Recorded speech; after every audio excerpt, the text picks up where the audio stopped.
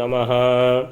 So ಇವತ್ತಿನ ಶ್ಲೋಕ ನಿನ್ನೆದು 13ನೇ ಶ್ಲೋಕ ಮುಗಿಯಿತು. ಪ್ರಮೇಯ ನವಮಾಲಿಕದ್ದು 14ನೇ ಶ್ಲೋಕ ಬಯಲಾರೆ. ಶ್ರೀಗುರುಭ್ಯೋ ನಮಃ. ಸರ್ವಂಗೈಃ ಸರ್ವವಂದ್ಯೈರ್ ವಿಮಲ ಕುವಲಯ ಶ್ಯಾಮಲೈಃ ಶೋಭಮಾನಂ ಸಜ್ಞಾನಾನಂದ ತೇಜ ಪ್ರಬಲ ಗುಣಮಯೈಃ ಪೂರ್ಣ ಲಾವಣ್ಯ ರೂಪೈಃ ಬಿಂಬೋಷ್ಟಂ ಪದ್ಮಪಾದಂ ಶುಭ ಕಕ್ಷ ಜಟಂ ಸೈನ ಚರ್ಮಾಣಮೀಶಂ ದೃಷ್ಟ್ವಾ ನತೋಪಗೂಢಃ ಸ ಗುರುವರವತು ನ ಸೂಪವಿಷ್ಟೋ ಮುನೀಷ್ಟಃ. ಮಧ್ವೀಜರ 7ನೇ ಸರ್ಗದಲ್ಲಿ ಬರುವ ಭಗವಂತನ ವರ್ಣೆಯನ್ನು ಇಲ್ಲಿ ಸಂಕ್ಷಿಪ್ತವಾಗಿ ಹೇಳ್ತಾ ಇದ್ದಾರೆ.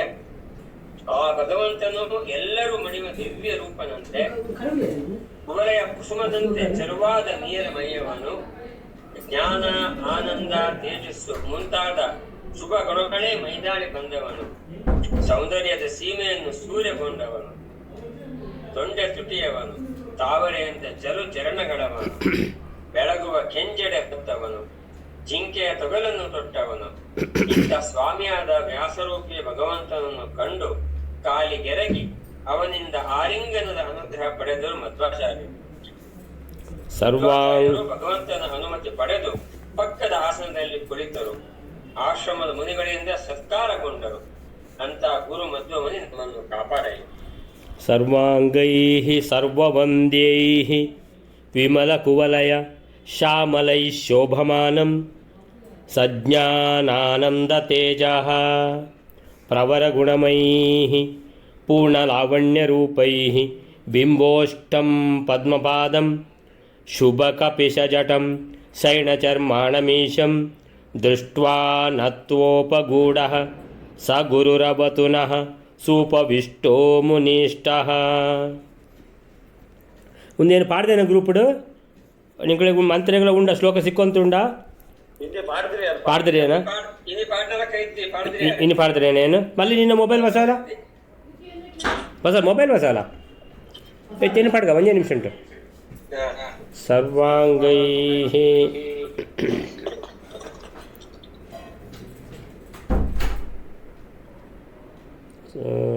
ಓಕೆ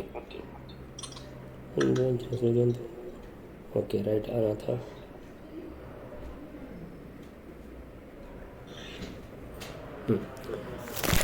ಸರ್ವಾಂಗೈಃ ಸರ್ವವಂದ್ಯೈಃ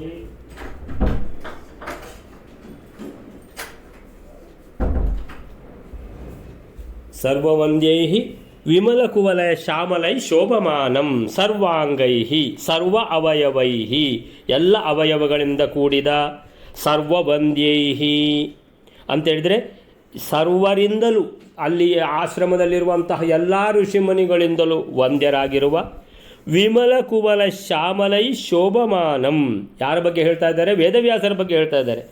ಎಲ್ಲ ಒಂದೊಂದು ಅವಯವ ಅಂತೇಳಿದರೆ ಇಡೀ ಶರೀರ ಇದ್ದ ಹಾಗೆ. ಸರ್ವಾಂಗೈಃ ಸರ್ವವಂದ್ಯೈಃ ವಿಮಲ ಕುವಲಯ. ವಿಮಲ ಅಂತೇಳಿದರೆ ಏನೂ ಒಂದು ಕೊಳೆ ದೋಷ ಇಲ್ಲದ ಭಗವಂತ.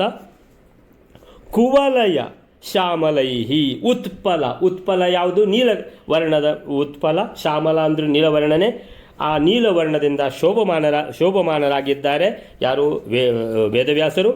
ಸತ್ಯ ಜ್ಞಾನಾನಂದ ತೇಜ ಅಂತೇಳಿದರೆ ಜ್ಞಾನಾನಂದ ಸ್ವರೂಪ.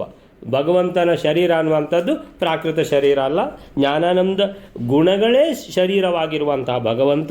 ಅಂಥ ತೇಜಸ್ಸುಳ್ಳ ಭಗವಂತ. ಪ್ರವರ ಗುಣಮೈಹಿ ಅಂತೇಳಿದರೆ ಗುಣಗಳಿಂದ ಅತ್ಯಂತ ಶ್ರೇಷ್ಠ, ಶ್ರೇಷ್ಠತಮ, ಶ್ರೇಷ್ಠತರ ಶ್ರೇಷ್ಠತಮ, ಅತ್ಯಂತ ಶ್ರೇಷ್ಠನಾದ ಭಗವಂತ. ಪ್ರವರ ಗುಣಮೈಹಿ ಎಲ್ಲ ಗುಣಗಳ ನಿಧಿ, ದೋಷ ಒಂದೂ ಇಲ್ಲ. ಪೂರ್ಣ ಲಾವಣ್ಯ ರೂಪೈಹಿ ಏನು ನೋಡುವುದು? ಒಂದು ಕಡೆ ಮಧ್ವಾಚಾರ್ಯರನ್ನು ನೋಡುವುದು, ಒಂದು ಕಡೆ ಭಗವಂತನನ್ನು ನೋಡುವುದು, ವೇದವ್ಯಾಸರನ್ನು ನೋಡುವಂಥದ್ದು. ಅದು ಎಂತಹ ಒಂದು ಅಲ್ಲಿರುವಂಥ ಋಷಿಮುನಿಗಳ ಮಹಾಭಾಗ್ಯ. ಬಿಂಬೋಷ್ಟಂ ಬಿಂಬದ ರೀತಿಯಲ್ಲಿರುವಂತಹ ಓಷ್ಟ. ಓಷ್ಟ ಅಂದರೆ ತುಟಿ. ಸೊ ಪಕ್ವ ಬಿಂಬ ಫಲವತ್ ಅಂತೇಳಿದರೆ ಪೂರ್ತಿ ಹಣ್ಣಾಗಿರುವಂತಹ ಫಲ. ಅದು ಯಾವ ರೀತಿ ಇರುತ್ತೆ? ಆ ಥರ ಕೆಂಪಾದ ತುಟಿಗಳು. ಪದ್ಮಪಾದಂ ಅಂದರೆ ಪದ್ಮ ಅಂತ ಹೇಳಿದರೆ ತಾವರೆ, ಕಮಲ. ಸೊ ಪಾದ ಕಮಲಗಳು. ಸೊ ಶುಭ ಕಪಿಶ ಜಟಂ ಕಪಿಶ ಜಟಂ, ಜಟಂ ಅಂದರೆ ಜಟಾಧಾರಿಯಾಗಿದ್ದಾರೆ. ಸೊ ಕಪಿಶ ಅಂತ ಹೇಳಿದರೆ ಬಂಗಾರದ ಕಲರಿನ ವರ್ಣದ ಜಟೆ. ಆಮೇಲಿಂದ ಸೈಣ ಚರ್ಮಾಣ ಮೀಶಂ ಸ ಅಂತೇಳಿದರೆ ಆ ಭಗವಂತ ವೇದವ್ಯಾಸರು ಏಣ ಚರ್ಮಾಣ ಜಿಂಕೆಯ ಚರ್ಮವನ್ನು ತೊಟ್ಟಿದ್ದಾರೆ. ಚರ್ಮಾಣಂ ಈಶಂ ಈಶಂ ದೃಷ್ಟ್ವಾ ಈ ಭಗವಂತನನ್ನು ನೋಡಿ ಮಧ್ವಾಚಾರ್ಯರು ನತ್ವಾ ಉದ್ದಂಡ ನಮಸ್ಕಾರ ಮಾಡಿದ್ದಾರೆ. ನತ್ವಾ ಉಪಗೂಢ ಅಂತೇಳಿದರೆ ನಮಸ್ಕಾರ ಮಾಡಿ ಆದಮೇಲೆ ಆಲಿಂಗನ ಮಾಡಿಕೊಂಡಿದ್ದಾರೆ. ಅವರನ್ನು ಎಬ್ಬಿಸಿ ವೇದವ್ಯಾಸರು ಅವರನ್ನು ಅಪ್ಪಿ ಇಟ್ಕೊಂಡಿದ್ದಾರೆ. ಸಹ ಗುರುರವತು ನಹ ನಹ ನಮಗೆ ಗುರುಹು ಅವತು ನಮ್ಮನ್ನು ಏನು ಮಾಡಲಿ ರಕ್ಷಿಸಲಿ, ಅವತು ನಮ್ಮನ್ನು ಕಾಪಾಡಲಿ. ಸುಪವಿಷ್ಟೋ ಮುನಿಷ್ಠ ಉಪವಿಷ್ಟು ಅಂತ ಹೇಳಿದರೆ ಅವರು ಹೇಳಿದ ಮೇಲೆ ಅವರು ಕೊಟ್ಟ ಆಸನದಲ್ಲಿ ಕೂತಿದ್ದಾರೆ. ಭಗವಂತನ ಅಪ್ಪಣೆ ಪಡೆದು ಮಧ್ವರು ಕೂತಿದ್ದಾರೆ, ಅಲ್ಲಿ ಕೂತುಕೊಂಡರು ಅನ್ನುವಲ್ಲಿಗೆ ಈ ಯಾವುದಿದು ಇದು 7ನೇ ಸರ್ಗದ 25ನೇ 24ನೇ ಶ್ಲೋಕದಿಂದ ಇದು ಬಹುಶಃ ಶುರುವಾಗ್ತಾ ಇದೆ.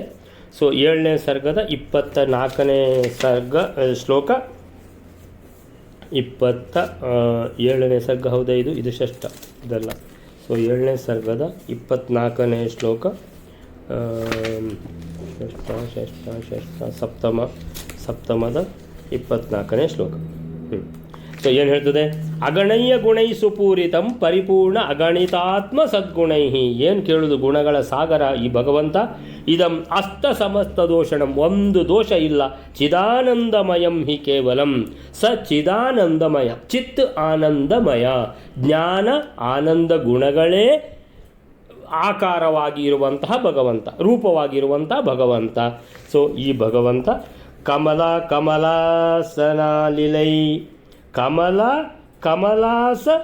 ಕಮಲಾಸನ ಅನಿಲೈ ವಿಹಗ ಅಹೀಂದ್ರ ಶಿವೇಂದ್ರ ಪೂರ್ವಕೈ ಪದಪದ್ಮರಜೋಸ್ಯ ಧಾರಿತಂ ಶಿರಸಾಹಂತ ವಹಾಮಿ ಅಹಂ ಮುಹುಹು. ಕಮಲ ರಮಾದೇವಿ, ಕಮಲಾಸನ ಅಂತ ಹೇಳಿದರೆ ಭಗವಂತನ ಹೊಕ್ಕುಳಿಂದ ಹೊರಟ ಆ ನಾಭಿ ಕಮಲದಲ್ಲಿ ಕೂತವರು ಯಾರು? ಬ್ರಹ್ಮದೇವರು. ಅಲ್ಲೇ ಹುಟ್ಟಿದವರವರು, ಅಲ್ಲೇ ಕೂತಿದ್ದಾರೆ. ಕಮಲಾಸನ. ಅನಿಲೈಹಿ ಅಂದರೆ ವಾಯುದೇವರು ಅಂತೇಳಿದರೆ, ಕಮಲ ಅಂದರೆ ರಮಾದೇವಿ, ಕಮಲಾಸನ ಚತುರ್ಮುಖ ಬ್ರಹ್ಮದೇವ, ಅನಿಲೈಹಿ ಅಂದರೆ ವಾಯುದೇವರು, ವಿಹಗ ಅಂದರೆ ಗರುಡದೇವರು, ಅಹೀಂದ್ರ ಅಂದರೆ ಶೇಷದೇವರು, ಶಿವ ಅಂದರೆ ರುದ್ರದೇವರು, ಇಂದ್ರ ಪೂರ್ವಕೈಹಿ ಇಂದ್ರ ಮೊದಲಾದ ಎಲ್ಲ ದೇವರುಗಳಿಂದ ವಂದಿತನಾದ ಭಗವಂತ. ಹರಿ ಸರ್ವೋತ್ತಮ, ಎಲ್ಲರಿಗಿಂತಲೂ ಮೇಲೆ ಇರುವಂಥದ್ದು, ಎಲ್ಲರಿಗಿಂತ ಉತ್ತಮ, ಎಲ್ಲರಿಗಿಂತಲೂ ಯಾವುದೇ ದೋಷ ಇಲ್ಲದ್ದು. ಈಗ ಬಾಕಿ ಬ್ರಹ್ಮ ರುದ್ರಾದಿಗಳಲ್ಲಿ ಏನಾದರೂ ಅಲ್ಲಲ್ಲೊಂದೊಂದು ದೋಷ ಕಂಡು ಬಂದಿದೆ. ಬ್ರಹ್ಮರು ರುದ್ರ ಮತ್ತು ಬ್ರಹ್ಮದೇವರದ್ದು ಒಂದೇ ಒಂದು ಏನಂತ ಹೇಳಿದರೆ ಎಲ್ಲರಿಗೂ ವರ ಕೊಟ್ಟು ಬಿಡೋದು, ಬೇಗ ತೃಪ್ತಿ ಆಗ್ತದೆ ಅವರಿಗೆ, ಬೇಗ ಅವರಿಗೆ ಖುಷಿ ಆಗ್ತದೆ. ರಾಕ್ಷಸರೆಲ್ಲ ಈ ಬ್ರಹ್ಮದೇವರನ್ನು ರುದ್ರದೇವರನ್ನು ಏನು ಮಾಡಿದ್ದಾರೆ? ಮಂಗ ಮಾಡಿ ಸೊ ಎಲ್ಲ ವರ ಪಡ್ಕೊಂಡಿದ್ದಾರೆ. ಅವರವರ ಯಾವುದು ದುಷ್ಟ ಒಂದು ಏನಿದೆ ಅವರದ್ದು ಅವರ ಈ ಯೋಚನೆಗಳನ್ನು, ಸೊ ಆ ದುಷ್ಟ ಯೋಚನೆಯಿಂದ ಹೊರ ಪಡ್ಕೊಂಡು ಅದನ್ನು ಸಾಧಿಸಲಿಕ್ಕೋಸ್ಕರ ಬ್ರಹ್ಮರುದ್ರಾದಿಗಳಿಂದ ಯಾವಾಗಲೂ ವರ ಪಡೆಯುವಂಥದ್ದು. ಸೊ ಭಸ್ಮಾಸುರ ಏನು ವರ ಪಡೆದ ರುದ್ರದೇವರಿಂದ? ನಾನು ಯಾರು ತಲೆ ಮೇಲೆ ಕೈ ಇಡ್ತೇನೋ ಅವರು ಸತ್ತು ಹೋಗ್ಬೇಕು ಅಂತ. ಸೊ ರುದ್ರದೇವರು ವರ ಕೊಟ್ಟುಬಿಟ್ರು ಭಸ್ಮಾಸುರನ್ನು ತಪಸ್ಸಿಗೆ ಇದು ಮಾಡಿ. ಆದರೆ ಏನಾಯಿತು? ಆ ಭಸ್ಮಾಸುರ ಅದನ್ನು ನಾನು ಟೆಸ್ಟ್ ಮಾಡ್ತೇನೆ, ನಿಮ್ಮ ತಲೆ ಮೇಲೆ ಇಡ್ತೇನೆ, ನೀವು ಸಾಯ್ತೀರ ನೋಡುವ ಅಂತ ಹೇಳ್ಕೊಂಡು. ಈ ರೀತಿಯ ರಾಕ್ಷಸ ಪ್ರವೃತ್ತಿ ಅಂದರೆ ಈ ರೀತಿ ರುದ್ರದೇವರಿಂದ ವರ ಪಡೆದು ರುದ್ರದೇವರ ತಲೆಗೆ ಕೈ ಇಡ್ಲಿಕ್ಕೆ ಹೋಗಿದ್ದಾನೆ ಭಸ್ಮಾಸುರ. ಆಮೇಲೆ ಬಂದದ್ದು ಮಹಾವಿಷ್ಣು ಮೋಹಿನಿ ಅವತಾರದಲ್ಲಿ ಬಂದು ಆ ಭಸ್ಮಾಸುರನನ್ನು ಅವನನ್ನು ಏನು ಮಾಡಿ ಅವನ ಯಾವ ಹುಡುಗಿಯರು ಬಂದ್ಕೊಳ್ಳಿ ಯಾರಾದರೂ ಮಂಗ ಆಗಿಬಿಡ್ತಾರೆ. ಸೊ ಆ ಭಸ್ಮಾಸುರ ಏನಾದ ಅವನ ತಲೆ ಮೇಲೆ ಅವನದೇ ಕೈ, ಭಸ್ಮಾಸುರನ ತಲೆ ಮೇಲೆ ಅವನದೇ ಕೈ ಇಟ್ಕೊಂಡು ಸತ್ತು ಹೋಗುವಾಗೆ ಆಯಿತು. ಸೊ ಈ ರೀತಿ ಕಷ್ಟ ಆಗೋದು ಯಾರಿಗೆ? ಭಗವಂತನಿಗೆ. ಸೊ ಎಲ್ಲ ರೀತಿಯ ತೊಂದರೆಗಳು, ಎಲ್ಲ ರೀತಿಯ ಕಷ್ಟಗಳಿಗೆ ಪರಿಹಾರ ಒಂದೇ ಒಂದು ಪರಿಹಾರ ಅಂತ ಹೇಳಿದರೆ ಹರಿ ಸರ್ವೋತ್ತಮನಾದ ಭಗವಂತ.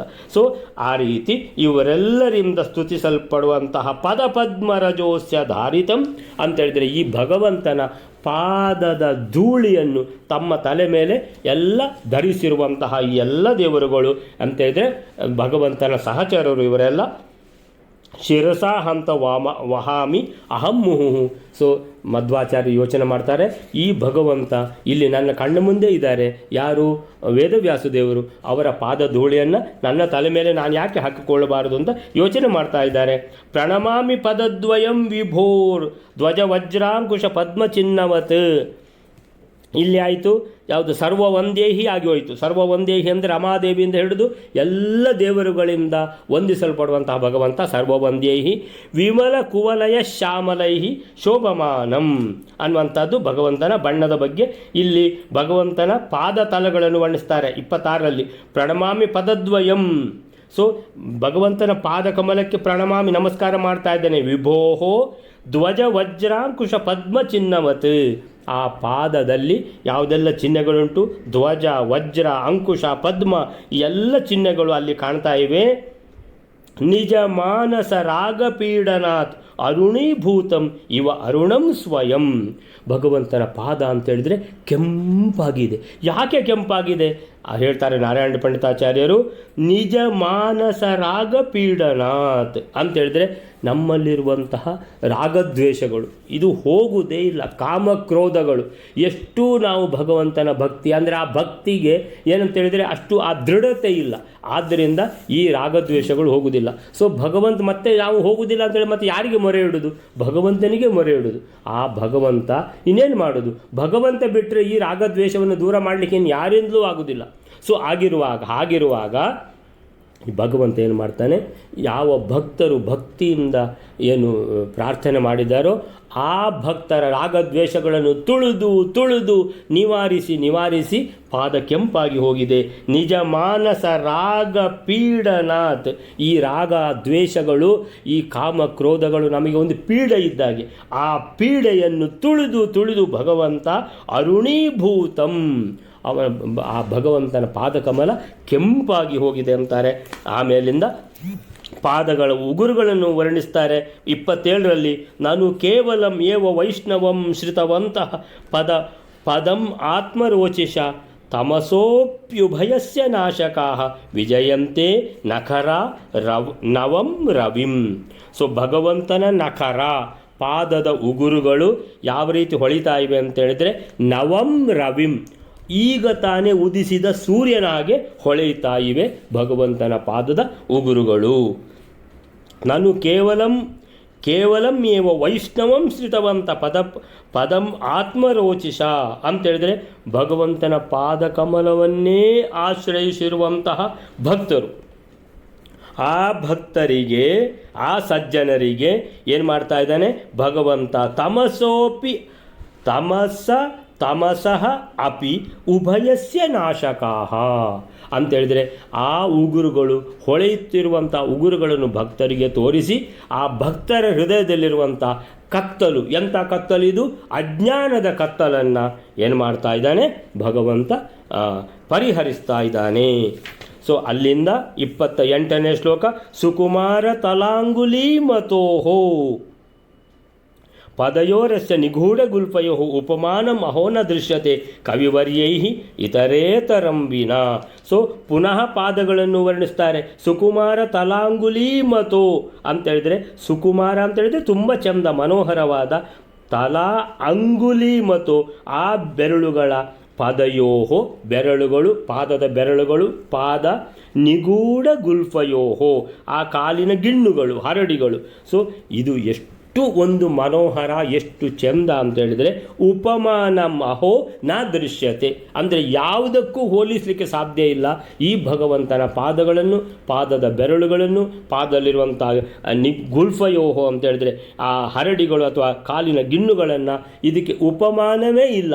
ಅಂದರೆ ಒಂದು ಪಾದ ಇನ್ನೊಂದು ಪಾದದಂತೆ, ಭಗವಂತನ ಒಂದು ಪಾದ ಇನ್ನೊಂದು ಪಾದದಂತೆ ಆ ಎರಡು ಪಾದಗಳನ್ನೇ ಪರಸ್ಪರ ಹೋಲಿಸಬಹುದಷ್ಟೇ, ಬೇರೆ ಇತರೇತರಂ ವಿನ, ಇತರ ಯಾವುದೂ ಉಪಮೆ ಇಲ್ಲ. 29ನೇ ಶ್ಲೋಕ ಹೇಳ್ತದೆ, ಉಚಿತಾಂ ಗುರುತಾಂ ದದತ್ಕ್ರಮಾತ್ ಶುಚಿ ತೇಜಸ್ವಿ ಸುವೃತ್ತಮುತ್ತಮಂ ಭಜತೋತ್ರ ಭಾಜಯತಿ ಅದೋ ಭಾಜಯತಿ ಅದೋ ವಿಭು ಜಂಘಾಯುಗಲಂ ಸ್ವರೂಪತಾಂ. ಜಂಘಾಯುಗಲಂ ಎರಡು ಮೊಣಕಾಲುಗಳು, ವಿಭು ಅಂದರೆ ಭಗವಂತನದ್ದು, ಭಜತೋ ಅತ್ರ, ಯಾರು ಭಗವಂತನ ಸೇವೆ ಮಾಡ್ತಾರೋ ಭಕ್ತಿ ಮಾಡ್ತಾರೋ ಅವರಿಗೆ ಬೇಕಾದ್ದನ್ನೆಲ್ಲ ಕರುಣಿಸುತ್ತದೆ. ಭಾಜಯತಿ, ಭಜತಃ ಭಾಜಯತಿ, ಯಾರು ಸೇವೆ ಮಾಡ್ತಾರೋ ಅವರಿಗೆ ಅನುಗ್ರಹ ಆಗ್ತದೆ ಅಂತೇಳಿದ್ರೆ. ಉಚಿತಾಂ ಗುರುತಾಂ ದದತ್ಕ್ರಮಾತ್ ಅಂತೇಳಿದ್ರೆ ಎಲ್ಲಿಂದ ಪಾದದಿಂದ ಮೇಲೆ ಬರ್ತಾ ಇದ್ದಾರೆ, ಪಾದದ ಬೆರಳುಗಳು ಪಾದದ ಉಗುರುಗಳು ಅಲ್ಲಿಂದ ಮೇಲಕ್ಕೆ ಬರ್ತಾ ಇವೆ. ಸೊ ಮೇಲಕ್ಕೆ ಬಂದ ಹಾಗೆ ಹಿರಿಮೆ ಕಾಣ್ತಾ ಇದೆ. ಉಚಿತಾಂ ಗುರುತಾಂ, ಮೇಲಕ್ಕೆ ಬಂದಾಗ ಇನ್ನೂ ಶ್ರೇಷ್ಠವಾದದ್ದು ಕಾಣ್ತಾ ಇದೆ ಅಂತ ಹೇಳ್ತಾರೆ.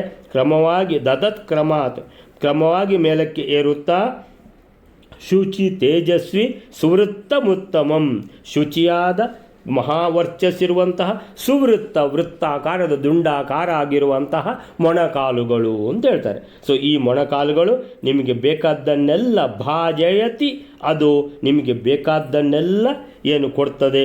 ಸ್ವರೂಪತಾಂ, ಬೇಕಾದುದನ್ನೆಲ್ಲ ಅಂತ ಹೇಳಿದರೆ ಸ್ವರೂಪತಾಂ, ಭಗವಂತನ ಹಾಗೆ ನಾವು ಕಾಣುವಂಥದ್ದು. ಎಲ್ಲಿ ಅದು ಸಾಲೋಕ್ಯ ಸಾರೂಪ್ಯ ಅಂದರೆ ಮೋಕ್ಷದಲ್ಲಿ, ಅಂದರೆ ಸರಿಯಾಗಿ ಭಕ್ತಿ ಮಾಡಿದವರಿಗೆ ಮೋಕ್ಷವನ್ನೇ ಕೊಡುವಂತಹ ಈ ಮೊಣಕಾಲುಗಳು ಅಂತೇಳಿದ್ರೆ ಈಗ ನಮಗೆ ಆಗ್ಬೋದು, ಆದರೆ ಮೊಣಕಾಲು ಏನದು ಮೋಕ್ಷ ಕೊಡೋದು, ಭಗವಂತ ಅಲ್ವ ಕೊಡೋದು ಅಂತೇಳಿದ್ರೆ ಅದಕ್ಕೆ ಮೊದಲೇ ಹೇಳಿದ್ದಾರೆ ಸರ್ವಾಂಗೈಹಿ, ಸರ್ವ ಅವಯವಗಳಿಂದ. ಅಂದರೆ ಯಾವ ಅವಯವವನ್ನೇ ತಗೊಳ್ಳಿ, ನೀವು ಕಣ್ಣು ತಗೊಳ್ಳಿ, ಕಿವಿ ತಗೊಳ್ಳಿ ಭಗವಂತಂದು, ಅಥವಾ ಕೆನ್ನೆ ತಗೊಳ್ಳಿ, ಅಥವಾ ಭಗವಂತಂದು ಮೊಣಕಾಲು, ನೀವು ಯಾವ ಒಂದು ಅವಯವ ತಗೊಂಡ್ರೂ ಅದು ಭಗವಂತನೇ. ಸರ್ವಾಂಗೈಹಿ ಸರ್ವವಂದ್ಯೈಹಿ, ಯಾವುದನ್ನು ನಾನು ಭಗವಂತನ ಕಣ್ಣು ಮಾತ್ರ ನೋಡಿದ್ದೇನೆ, ಪರವಾಗಿಲ್ಲ, ಭಗವಂತನ ಕಣ್ಣು ಮಾತ್ರ ನೋಡಿದ್ದೀರಿ ಅಂತ ಹೇಳಿದರೆ ಆ ಭಗವಂತನ ಕಣ್ಣಂದರೆ ಭಗವಂತನೇ ಅಂತ ಆ ಥರ. ಸೊ ಹಾಗೆ ಈ ವಿಭುಜಂಗಾಯುಗಲಂ, ಎರಡು ಮೊಣಕಾಲುಗಳು ನಿಮಗೆ ಮೋಕ್ಷವನ್ನೇ ಕೊಡುತ್ತವೆ. ಅಚಲಾಸನ ಯೋಗ ಪಟ್ಟಿಕಾ ವರಕಕ್ಷಾ ಸಕೃದಾಪ್ತಮಿಷ್ಟದಂ ಪರಿತೋಪಿ ಹರಿಂ ಸ್ಫುರಂತ್ಯಹೋ ಅನಿಶಂ ಧನ್ಯಂ ಧನ್ಯತಮೇತಿ ಮೇ ಮತಿಹಿ. ಅಲ್ಲಿಂದ ಏನು ನೋಡಿದ್ದಾರೆ ಮಧ್ವರು, ಆ ವೇದವ್ಯಾಸರು ಕುಳಿತಿರುವಂಥದ್ದು. ಇದು ಸಾಮಾನ್ಯವಾಗಿ ಎಲ್ಲ ಫೋಟೋದಲ್ಲಿ ಅದೇ ಇರುವಂಥದ್ದು. ಒಂದು ಕಡೆ ಮಧ್ವರು ಕೂತಿದ್ದಾರೆ, ಇನ್ನೊಂದು ಕಡೆ ವೇದವ್ಯಾಸರು ಕೂತಿದ್ದಾರೆ. ವೇದವ್ಯಾಸರು ಕೂತಿದ್ದಾರೆ ಅಂತೇಳಿದರೆ ಆ ಎರಡೂ ಕಾಲನ್ನು ಅಂತೇಳಿದರೆ ಪಾದವನ್ನು ನೆಲಗಿಟ್ಟು ಈ ರೀತಿ ಅಂತೇಳಿದರೆ ಕಾಲನ್ನು ಈ ರೀತಿ ಹಿಡ್ಕೊಂಡಾಗೆ, ಆ ಹಿಡ್ಕೊಂಡದ್ದು ಯಾವುದು ಯೋಗ ಪಟ್ಟಿಕ. ಸೊ ಎರಡೂ ಯಾವುದನ್ನು ಮೊಣಕಾಲನ್ನು ಜೊತೆಗೆ ಇರಿಸುವಂಥ ಒಂದು ಪಟ್ಟಿ, ಆ ಪಟ್ಟಿಯ ಯೋಗ ಪಟ್ಟಿಕ. ಅಚಲಾಸನ ಯೋಗ ಪಟ್ಟಿಕ ಅಂತೇಳಿದರೆ ಭಗವಂತ ಕೂತರೆ ವೇದವ್ಯಾಸರು ಅಚಲಾಸನ ಅಂದರೆ ಹಂದಾಡಲಿಕ್ಕೆ ಕೂಡುದು, ಆ ರೀತಿ ಕೂತ್ಕೊಳ್ತಾರೆ. ಅದು ಯಾವ ಇದರಿಂದ, ಯೋಗ ಪಟ್ಟಿಕಾದ ಸಹಾಯದಿಂದ. ವರಕಕ್ಷ್ಯ ಸಕೃದಾಪ್ತಂ ಇಷ್ಟದಂ, ವರಕಕ್ಷ್ಯ ಅಂತೇಳಿದರೆ ಅದು ಆ ಮೊಣಕಾಲಿಗೆ ಸುತ್ತ ಬಂದಿದೆ ಈ ಯಾವುದಿದು ಯೋಗ ಪಟ್ಟಿಕ. ದೃಢವಾಗಿ ಸಕೃದ್ ಆಪ್ತಂ ಇಷ್ಟದಂ, ಸಕೃದ್ ಅಂತೇಳಿದರೆ ಒಂದೇ ಬಾರಿ, ಆಪ್ತಂ ಇಷ್ಟದಂ ಅಂತೇಳಿದರೆ ಒಂದು ಸಲ ಈ ರೀತಿ ಭಗವಂತ ಕೂತಿರೋದನ್ನು ನಾವು ಮನಸ್ಸಿನಲ್ಲಿ ಅನುಸಂಧಾನ ಮಾಡಿಕೊಂಡು ಧ್ಯಾನ ಮಾಡಿದರೂ ಸಾಕು, ನಮ್ಮ ಎಲ್ಲ ಕಷ್ಟಗಳು ಪರಿಹಾರ ಆಗ್ತವೆ, ನಮ್ಮ ಎಲ್ಲ ಅಭಿಷ್ಟಗಳು ಈಡೇರ್ತವೆ. ಪರಿತೋಪಿ ಹರಿಂ ಸ್ಫುರಂತ್ಯಹೋ ಅನಿಶಂ ಧನ್ಯತಮೇತಿ ಮೇಮತಿ. ಈ ಯೋಗ ಪಟ್ಟಿಕದ್ದು ಹೇಳ್ತಾರೆ ಅವರು, ಭಗವಂತನ ಮೊಣಕಾಲಲ್ಲಿ ಸದಾ ಇರುವಂಥ ಈ ಯೋಗ ಪಟ್ಟಿಕ ಏನು ಪುಣ್ಯ ಮಾಡಿದೆಯೋ ಅಂತ ಹೇಳ್ತಾ ಇದ್ದಾರೆ. ಧನ್ಯತಮೇತಿ ಅಂತ ಹೇಳಿದ್ರೆ ಬಹಳ ಪುಣ್ಯಶಾಲಿಯಾದದ್ದು ಈ ಯೋಗ ಪಟ್ಟಿಕ. ರುಚಿರೇಣ ವರೈಣ ಚರ್ಮಣ, 31ನೇ ಶ್ಲೋಕ. ರುಚಿರೇಣ, ರುಚಿರೇಣ ರುಚಿರ ಅಂತೇಳಿದರೆ ಮನೋಹರವಾದದ್ದು. ರುಚಿರೇಣ ವರೈಣ, ವರ ಅಂತೇಳಿದರೆ ಶ್ರೇಷ್ಠ. ಸೊ ಇಲ್ಲಿ ಬಂದಿದೆ, ಎಲ್ಲಿ ಬಂದಿದೆ ಇದು ಅಂತೇಳಿದರೆ ಇದರಲ್ಲಿ ಮಾತ್ರ ಸ್ವಲ್ಪ ಹಿಂದೆ ಮಾಡಿದ್ದಾರೆ ನಾರಾಯಣ ಪಂಡಿತಾಚಾರ್ಯರು. ಬಿಂಬೋಷ್ಟಂ ಪದ್ಮಪಾದಂ ನಾವು ನೋಡಿ ಆಯಿತು. ಶುಭ ಕಪಿಶ ಜಟಂ ಇನ್ನು ಬರಬೇಕಷ್ಟೇ, ಬಿಂಬೋಷ್ಟಂ ಇನ್ನು ಬರಬೇಕಷ್ಟೇ. ಏಣ ಚರ್ಮಾಣ ಮೀಶಂ, ಏಣ ಚರ್ಮಾಣ ಅಂತೇಳಿದರೆ ಜಿಂಕೆಯ ಚರ್ಮವನ್ನು ತೊಟ್ಟವರು ಅಂತೇಳಿದರೆ ಬಂದಿದೆ ಇಲ್ಲಿ. ರುಚಿರೇಣ ವರೈಣ ಚರ್ಮಣ, ಶ್ರೇಷ್ಠವಾದ ಜಿಂಕೆಯ ಚರ್ಮವನ್ನು ಏನು ತೊಟ್ಟಿದ್ದಾರೆ, ಉಟ್ಟುಕೊಂಡಿದ್ದಾರೆ. ರುಚಿರಾಜ ದ್ಯುತಿಚಾರು ರೋಚಿಷ, ಎಷ್ಟು ಒಂದು ಹೊಳೆಯುತ್ತಾ ಇದೆ ಆ ಜಿಂಕೆ ಚರ್ಮ ಅಂತೇಳಿದರೆ. ರುಚಿರಾಜ ಅಂದರೆ ಸೂರ್ಯದೇವರು. ಸೂರ್ಯ ದೇವರ ಕಾಂತಿ ದ್ಯುತಿ ಎಷ್ಟಿದೆಯೋ ಅಷ್ಟೇ ಕಾಂತಿ ಇದೆ ಈ ಜಿಂಕೆಯ ಚರ್ಮಕ್ಕೆ. ಪರಮೋರು ನಿತಂಬ ಸಂಗಿನ ಪರಮಾಶ್ಚರ್ಯತೆಯ ವಿರಾಜ್ಯತೆ, ಉಟ್ಕೊಂಡಿದ್ದಾರೆ ಸೊಂಟಕ್ಕೆ. ಹೇಳ್ತಾರೆ ಈ ಜಿಂಕೆಯ ಚರ್ಮದ್ದು ಏನು ಭಾಗ್ಯ ಅಂತ ಹೇಳ್ತಾರೆ 32ನೇ ಶ್ಲೋಕದಲ್ಲಿ. ತನು ನಿಮ್ನ ಸುನಾಭಿ ಶೋಭಿತೆ, ಭಗವಂತನ ನಾಭಿ ಸೊ ಹೊಟ್ಟೆ. ತನು ಅಂದರೆ ಬಹಳ ಕೃಶವಾಗಿ, ಆ ಮಧ್ವಾಚಾರ್ಯರ ಹೊಟ್ಟೆನೂ ಕೃಶವಾಗಿ, ಎಲ್ಲ ದೇವರುಗಳ ಹೊಟ್ಟೆ ಕೃಶವೇ ಇರುವುದು. ತನು ನಿಮ್ನ ಅಂದರೆ ಒಳಗೆ, ನಮ್ದೆಲ್ಲ ಪೀನ ಅಂದರೆ ಹೊಟ್ಟೆ ದೊಡ್ಡದು. ಸೊ ಇದು ನಿಮ್ನ ಅಂದರೆ ಒಳಗೆ ಹೋಗಿದೆ ಹೊಟ್ಟೆ. ತನು ನಿಮ್ನ ಸುನಾಭಿಶೋಭಿತೆ, ಆ ಒಳಗೆ ಹೋಗಿರುವಂತಹ ಹೊಟ್ಟೆಯಲ್ಲಿ ಆ ನಾಭಿ ಅದು ಯಾವ ರೀತಿ ಶೋಭಿಸ್ತಾ ಇದೆ. ವಲಿಭೆ ವಾರಿಜನಾಭ ಆದದೆ. ಒಲಿ ಅಂತ ಹೇಳಿದ್ರೆ 3 ನೆರಿಗೆ, ಆ 3 ನೆರಿಗೆ ಚೆನ್ನಾಗಿ ಕಾಣ್ತಾ ಇದೆ. ವಲಿಭೆ ವಾರಿಜ ನಾಭ, ಅಲ್ಲಿಂದೇ ಆ ನಾಭಿಯಿಂದಲೇ ಹೊರಟದ್ದು ವಾರಿಜ ಅಂತ ಹೇಳಿದ್ರೆ ಕಮಲ. ಆ ಕಮಲದಲ್ಲಿ ಹುಟ್ಟಿದ್ದು ಯಾರು? ಚತುರ್ಮುಖ ದೇವರು. ಸೊ ವಲಿಭೆ ವಾರಿಜ ನಾಭ ಆದದೆ. ಸೊ ಪ್ರತನೌ ಅತಿ ಸುಂದರೇ ಮೃದೌ ಅಂತ ಹೇಳಿದ್ರೆ ಆ ಯಾವುದದು ಪ್ರತನವು ಅತಿ ಸೂಕ್ಷ್ಮವಾದ, ಅತಿ ಸುಂದರೇ, ಪ್ರತನವು ಅತಿ ಸೂಕ್ಷ್ಮ, ಆಮೇಲೆ ಅತಿ ಸುಂದರೇ, ಮೃದುವು ಅಂದರೆ ಮೃದುವಾದ, ಉದರೇ ಅಂದರೆ ಹೊಟ್ಟೆ ಅನ್ನುವಂಥದ್ದು ಸೂಕ್ಷ್ಮ, ಅತಿ ಸುಂದರವಾದದ್ದು, ಅತಿ ಮೃದುವಾದದ್ದು, 3 ಒಲಿಗಳಿದ್ದಾವೆ, ಅಲ್ಲಿಂದಲೇ ವಾರಿಜ ನಾಭ. ಸೊ ತನು ನಿಮ್ನ ಸುನಾಭಿ, ಉತ್ತಮ ರೀತಿಯ ಅದು ಉತ್ತಮವಾಗಿ ಹೊಳೆತಿರುವಂತಹ ಪ್ರಕಾಶಮಾನವಾಗಿರುವಂತಹ ಆ ನಾಭಿ ಶೋಭಿತವಾಗಿದೆ. ಉದರೇಸ್ಮಿನ್ ಜಗದಂಡ ಮಂಡಲಂ, ಇಷ್ಟು ಸಣ್ಣ ಹೊಟ್ಟೆಯಲ್ಲಿ ಇಷ್ಟು ಸಣ್ಣ ನಾಭಿ, ಈ ನಾಭಿಯಲ್ಲಿ ಇಡೀ ಜಗತ್ತು ಇದೆ. ಜಗದಂಡ ಮಂಡಲಂ. ಹೃದಯೇ ಕೃತಸಜ್ಜನೋದಯೇ ಸುವಿಶಾಲೆ ಮುನಿವಂಶಶೇಖರ ಉಭಯಂ ವಹತಿ ತ್ರಯೀಮಯಂ ವಿಮಲಂ ಬ್ರಹ್ಮ ಸುಸೂತ್ರಮುತ್ತಮಂ. ಹೃದಯೇ ಅಂತೇಳಿದರೆ ಈಗ ಮೊಣಕಾಲಿಂದ ಮೇಲೆ ಬಂದಾಯಿತು, ಹೃದಯ ಉದರದಿಂದ ಮೇಲೆ ಹೃದಯೇ ಅಂತೇಳಿದರೆ ವಕ್ಷಸ್ಥಳ. ಹೃದಯೇ ಕೃತ ಸಜ್ಜನೋದಯೇ, ಸಜ್ಜನರ ಉದಯ ಅಂತೇಳಿದ್ರೆ ಅಭಿವೃದ್ಧಿ, ಸಜ್ಜನರ ಅಭಿವೃದ್ಧಿಗಾಗಿ, ಸಜ್ಜನರ ಮೋಕ್ಷಕ್ಕಾಗಿ. ಸುವಿಶಾಲೇ ಹೃದಯೇ ಅಂದರೆ ವಿಶಾಲವಾದ ವಕ್ಷಸ್ಥಳ. ಮುನಿವಂಶಶೇಖರ ಅಂತೇಳಿದರೆ ವೇದವ್ಯಾಸರು ಅಂತೇಳಿದರೆ ಮುನಿವಂಶಶೇಖರ ವಸಿಷ್ಠರ ಕುಲದವರು. ಯಾರು? ವಸಿಷ್ಠರ ಕುಲದವರು. ಆ ವೇದವ್ಯಾಸರು ಯಾರ ಮಗ ಅಂತೇಳಿದರೆ ಪರಾಶರರ ಮಗ. ಸೊ ಪರಾಶರರು ವಸಿಷ್ಠರ ಕುಲದವರು. ಸೊ ಮುನಿವಂಶಶೇಖರ. ಸೊ ಈ ವಸಿಷ್ಠರ ಕುಲದಲ್ಲಿ ಅತ್ಯಂತ ಶ್ರೇಷ್ಠರಾದವರು ವೇದವ್ಯಾಸರು. ಉಭಯಂ ವಹತಿ ತ್ರಯೀಮಯೀಂ. ಉಭಯಂ ವಹತಿ ಅಂತೇಳಿದರೆ ಒಳಗೆ ಮತ್ತು ಹೊರಗೆ. ಸೊ ಅಂತೇಳಿದರೆ ಹೊರಗೆ ನಮಗೆ ಕಾಣುವಂಥದ್ದು ಯಾವುದು? ಯಜ್ಞೋಪವೀತ. ಯಾವುದರಲ್ಲಿ ಈ ಉಭಯಂ ವಹತಿ ಧರಿಸಿದ್ದಾರೆ. ತ್ರಯೀಮಯೀಂ 3 ವೇದಗಳನ್ನು, ತ್ರಯೀಮಯೀಂ 3 ವೇದಗಳನ್ನು ಏನು ಮಾಡುವಂತಹ, ನಮಗೆ ನೆನಪು ಮಾಡಿಕೊಡುವಂತಹ ವಿಮಲಂ ಸ್ವಚ್ಛವಾದ ಬಿಳಿದಾದ ದೋಷ ಇಲ್ಲದ ಬ್ರಹ್ಮ ಸುಸೂತ್ರಮುತ್ತಮಂ. ಆ ಯಜ್ಞೋಪವೀತದಲ್ಲಿರುವಂತಹ 3 ಎಳೆಗಳನ್ನು ನೋಡಿದರೆ ಅದು 3 ವೇದಗಳು ಅಥವಾ ಬ್ರಹ್ಮಸೂತ್ರಗಳು ಅಂತ ಕಾಣ್ತಾ ಇವೆ, ಅಥವಾ ಬ್ರಹ್ಮಸೂತ್ರಗಳು ಆ ಗ್ರಂಥ ಇಲ್ಲಿಂದಲೇ ಹುಟ್ಟಿದೆ ಅನ್ನುವಂತಹ ಇದನ್ನು ನೆನಪು ಮಾಡಿಕೊಡ್ತದೆ ಅಂತಾರೆ. ಸೊ ಹೊರಗೆ ವಕ್ಷಸ್ಥಳ, ಆಮೇಲೆ ಯಜ್ಞೋಪವೀತ, ಆಮೇಲೆ ಬ್ರಹ್ಮಸೂತ್ರದ ಇದು ಯಾವುದು 3 ವೇದಗಳನ್ನು ನೆನಪಿ ಮಾಡಿಕೊಡುವಂತಹ ಸನ್ನಿಧಾನ, 3 ವೇದಗಳಿಗೆ ಸನ್ನಿಧಾನವಾಗಿರುವಂತಹ ಆ ವೇದಗಳಿಗೂ ಮತ್ತು ಅವರ ಅಭಿಮಾನಿ ದೇವತೆಗಳಿಗೂ ಸನ್ನಿಧಾನವಾಗಿರುವಂತಹ ಈ ಬ್ರಹ್ಮಸೂತ್ರದ ಥರ ಕಾಣುವಂತಹ ಈ ಜನಿವಾರ ಅಂತ ಹೇಳ್ತಾ ಇದ್ದಾರೆ. ಅಲ್ಲಿಂದ ಮುಂದಕ್ಕೆ ಅದು ಎದೆಯಲ್ಲೇ ಇರುವ ಕಾರಣ ವಕ್ಷಸ್ಥಳದಲ್ಲಿ ಇರುವಂಥದ್ದು ಯಾವುದು? ಕೌಸ್ತುಭ ಮಣಿ. ಅಸಮೇ ಅನಧಿಕೇಸು ಸಾಧಿತೆ.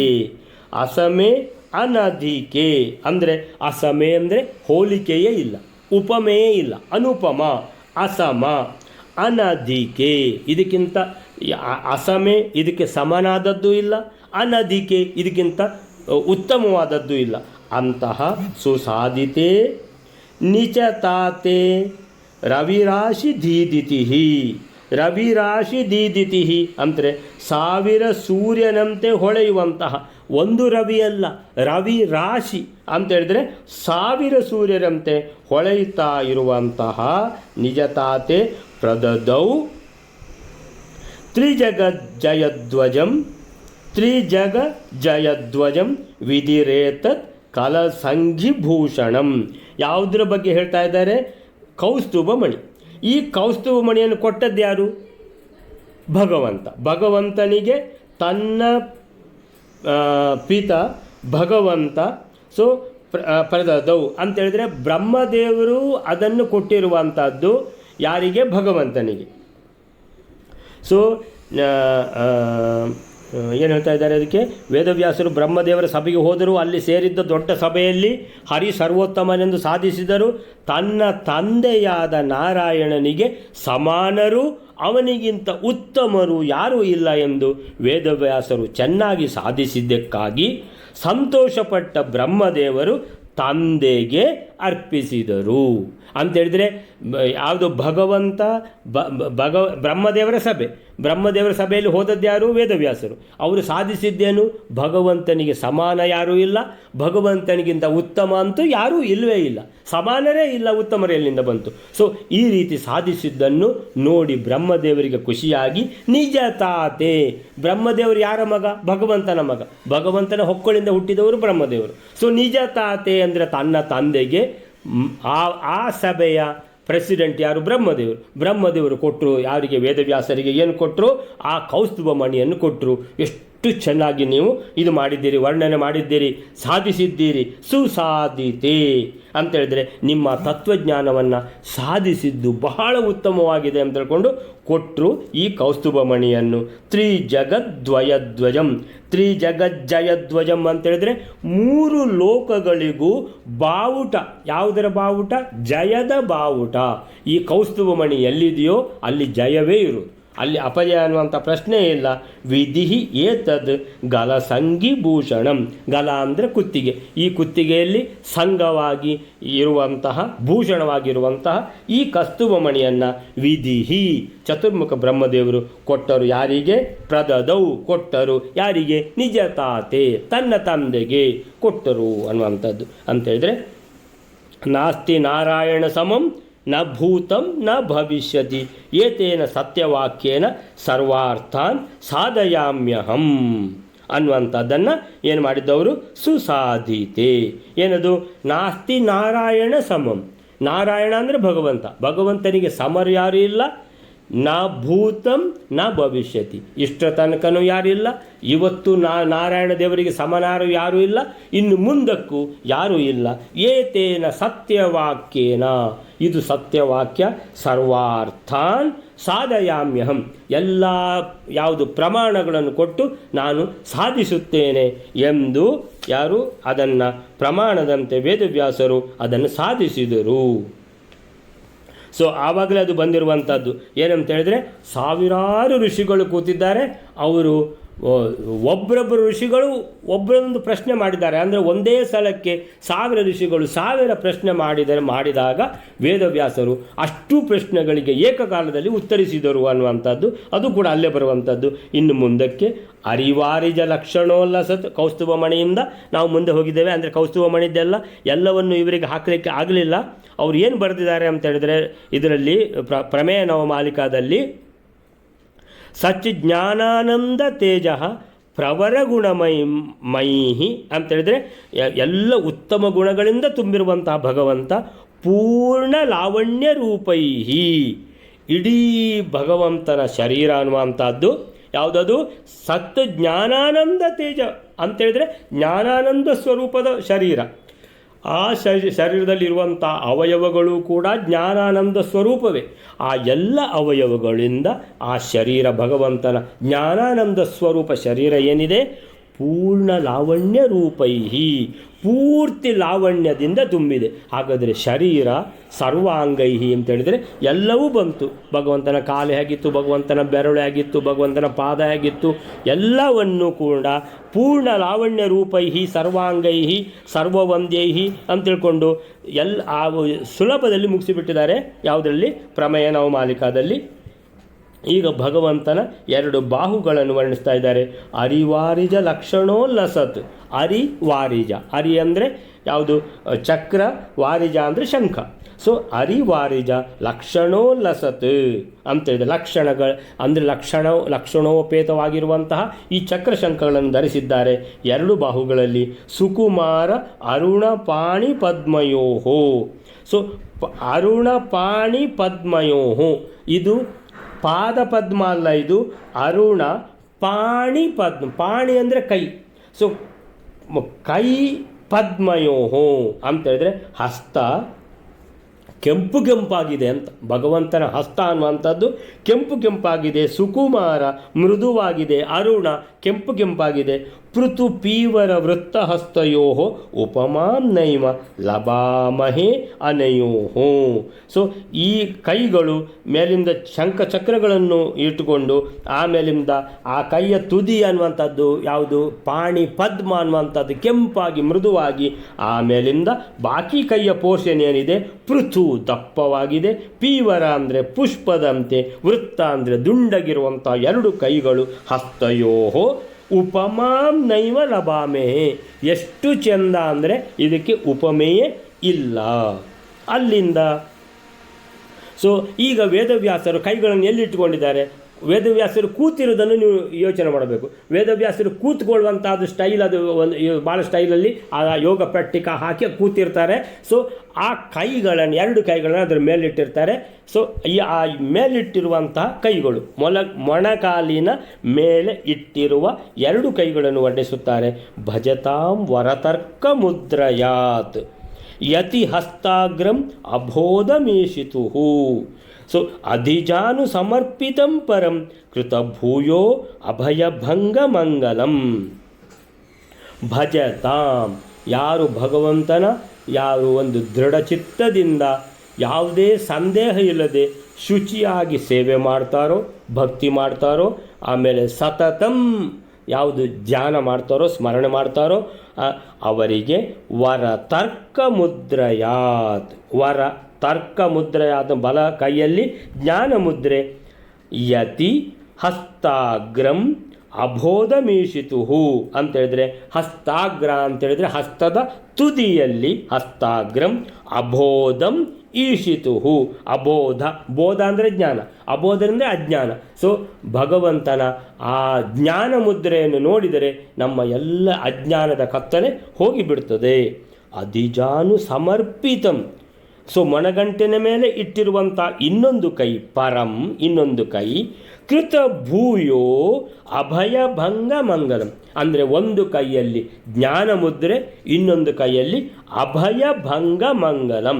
ಅಂದರೆ ಅಭಯವನ್ನು ಕೊಡ್ತಾ ಇದ್ದಾರೆ ಅಂತ ಹೇಳಿದ್ರೆ ಅಭಯ ಮುದ್ರೆ. ಸೊ ಈ ಒಂದು ಕೈಯಲ್ಲಿ ಜ್ಞಾನ ಮುದ್ರೆ, ಇನ್ನೊಂದು ಕೈಯಲ್ಲಿ ಅಭಯ ಮುದ್ರೆ ಅಂತ.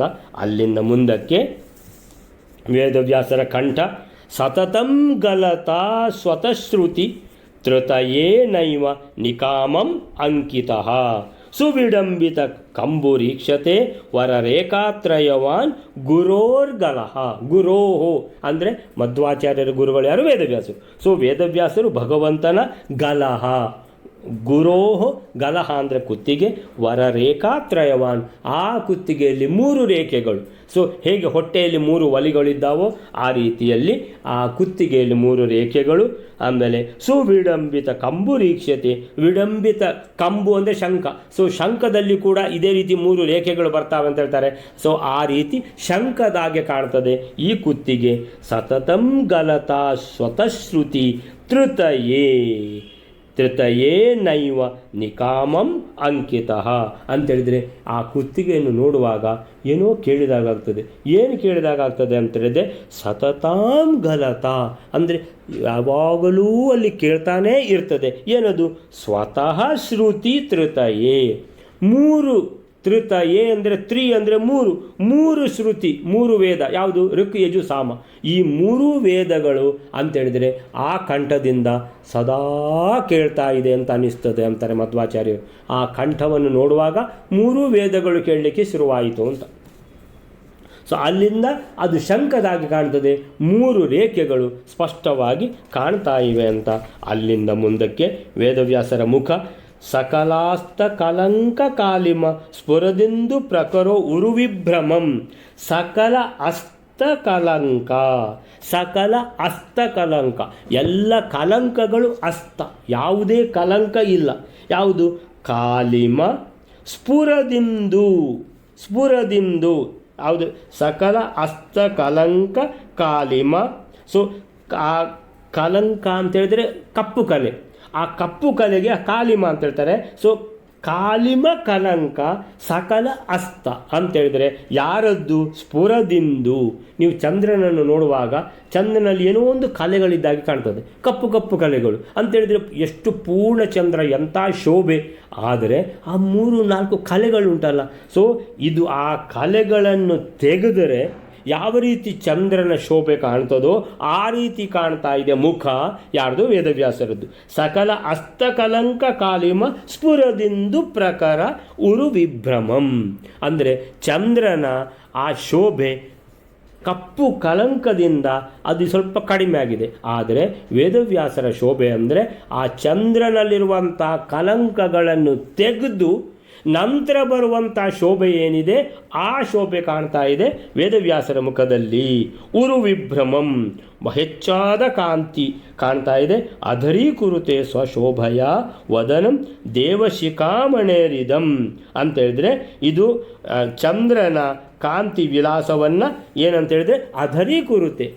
ಇವರ ಮುಖದ ಎದುರುಗಡೆ ಚಂದ್ರನ ಶೋಭೆ ಏನಿಲ್ಲ, ಯಾಕಂದರೆ ಚಂದ್ರನ ಶೋಭೆಗೆ 3 ಕಲಂಕಗಳುಂಟು, ಇವರ ಶೋಭೆಗೆ ಕಲಂಕಗಳೇ ಇಲ್ಲ ಅಂತ. ಸೊ ಅಧರೀಕುರುತೆ ಸ್ವಶೋಭಯ ವದನಂ ದೇವಶಿಖಾಮಣೆ ಇರಿದಂ. ದೇವಶಿಖಾಮಣಿ ಅಂತ ಹೇಳಿದ್ರೆ ವೇದವ್ಯಾಸರು ದೇವ ಶಿಖಾಮಣಿ ಅಂತೇಳಿ. ಶಿಖಾಮಣಿ ಅಂದ್ರೇನು? ಹರಿ ಸರ್ವೋತ್ತಮ. ಶಿಖಾಮಣಿ ಎಲ್ಲರಿಗಿಂತ ತುತ್ತ ತುದಿಯಲ್ಲಿರುವಂಥ ದೇವರು ಅಂತ ಹೇಳಿದ್ರೆ ಸರ್ವೋತ್ತಮನಾದ ದೇವರು. ಸೊ ಅಂಥ ದೇವರ ವದನ ಯಾವ ಥರ ಇದೆ ಅಂತ ಹೇಳಿದ್ರೆ ಚಂದ್ರನ ಶೋಭೆ ಏನಿಲ್ಲ ಇವರ ವದನದ ಎದುರುಗಡೆ ಅಂತ ಹೇಳ್ತಾರೆ.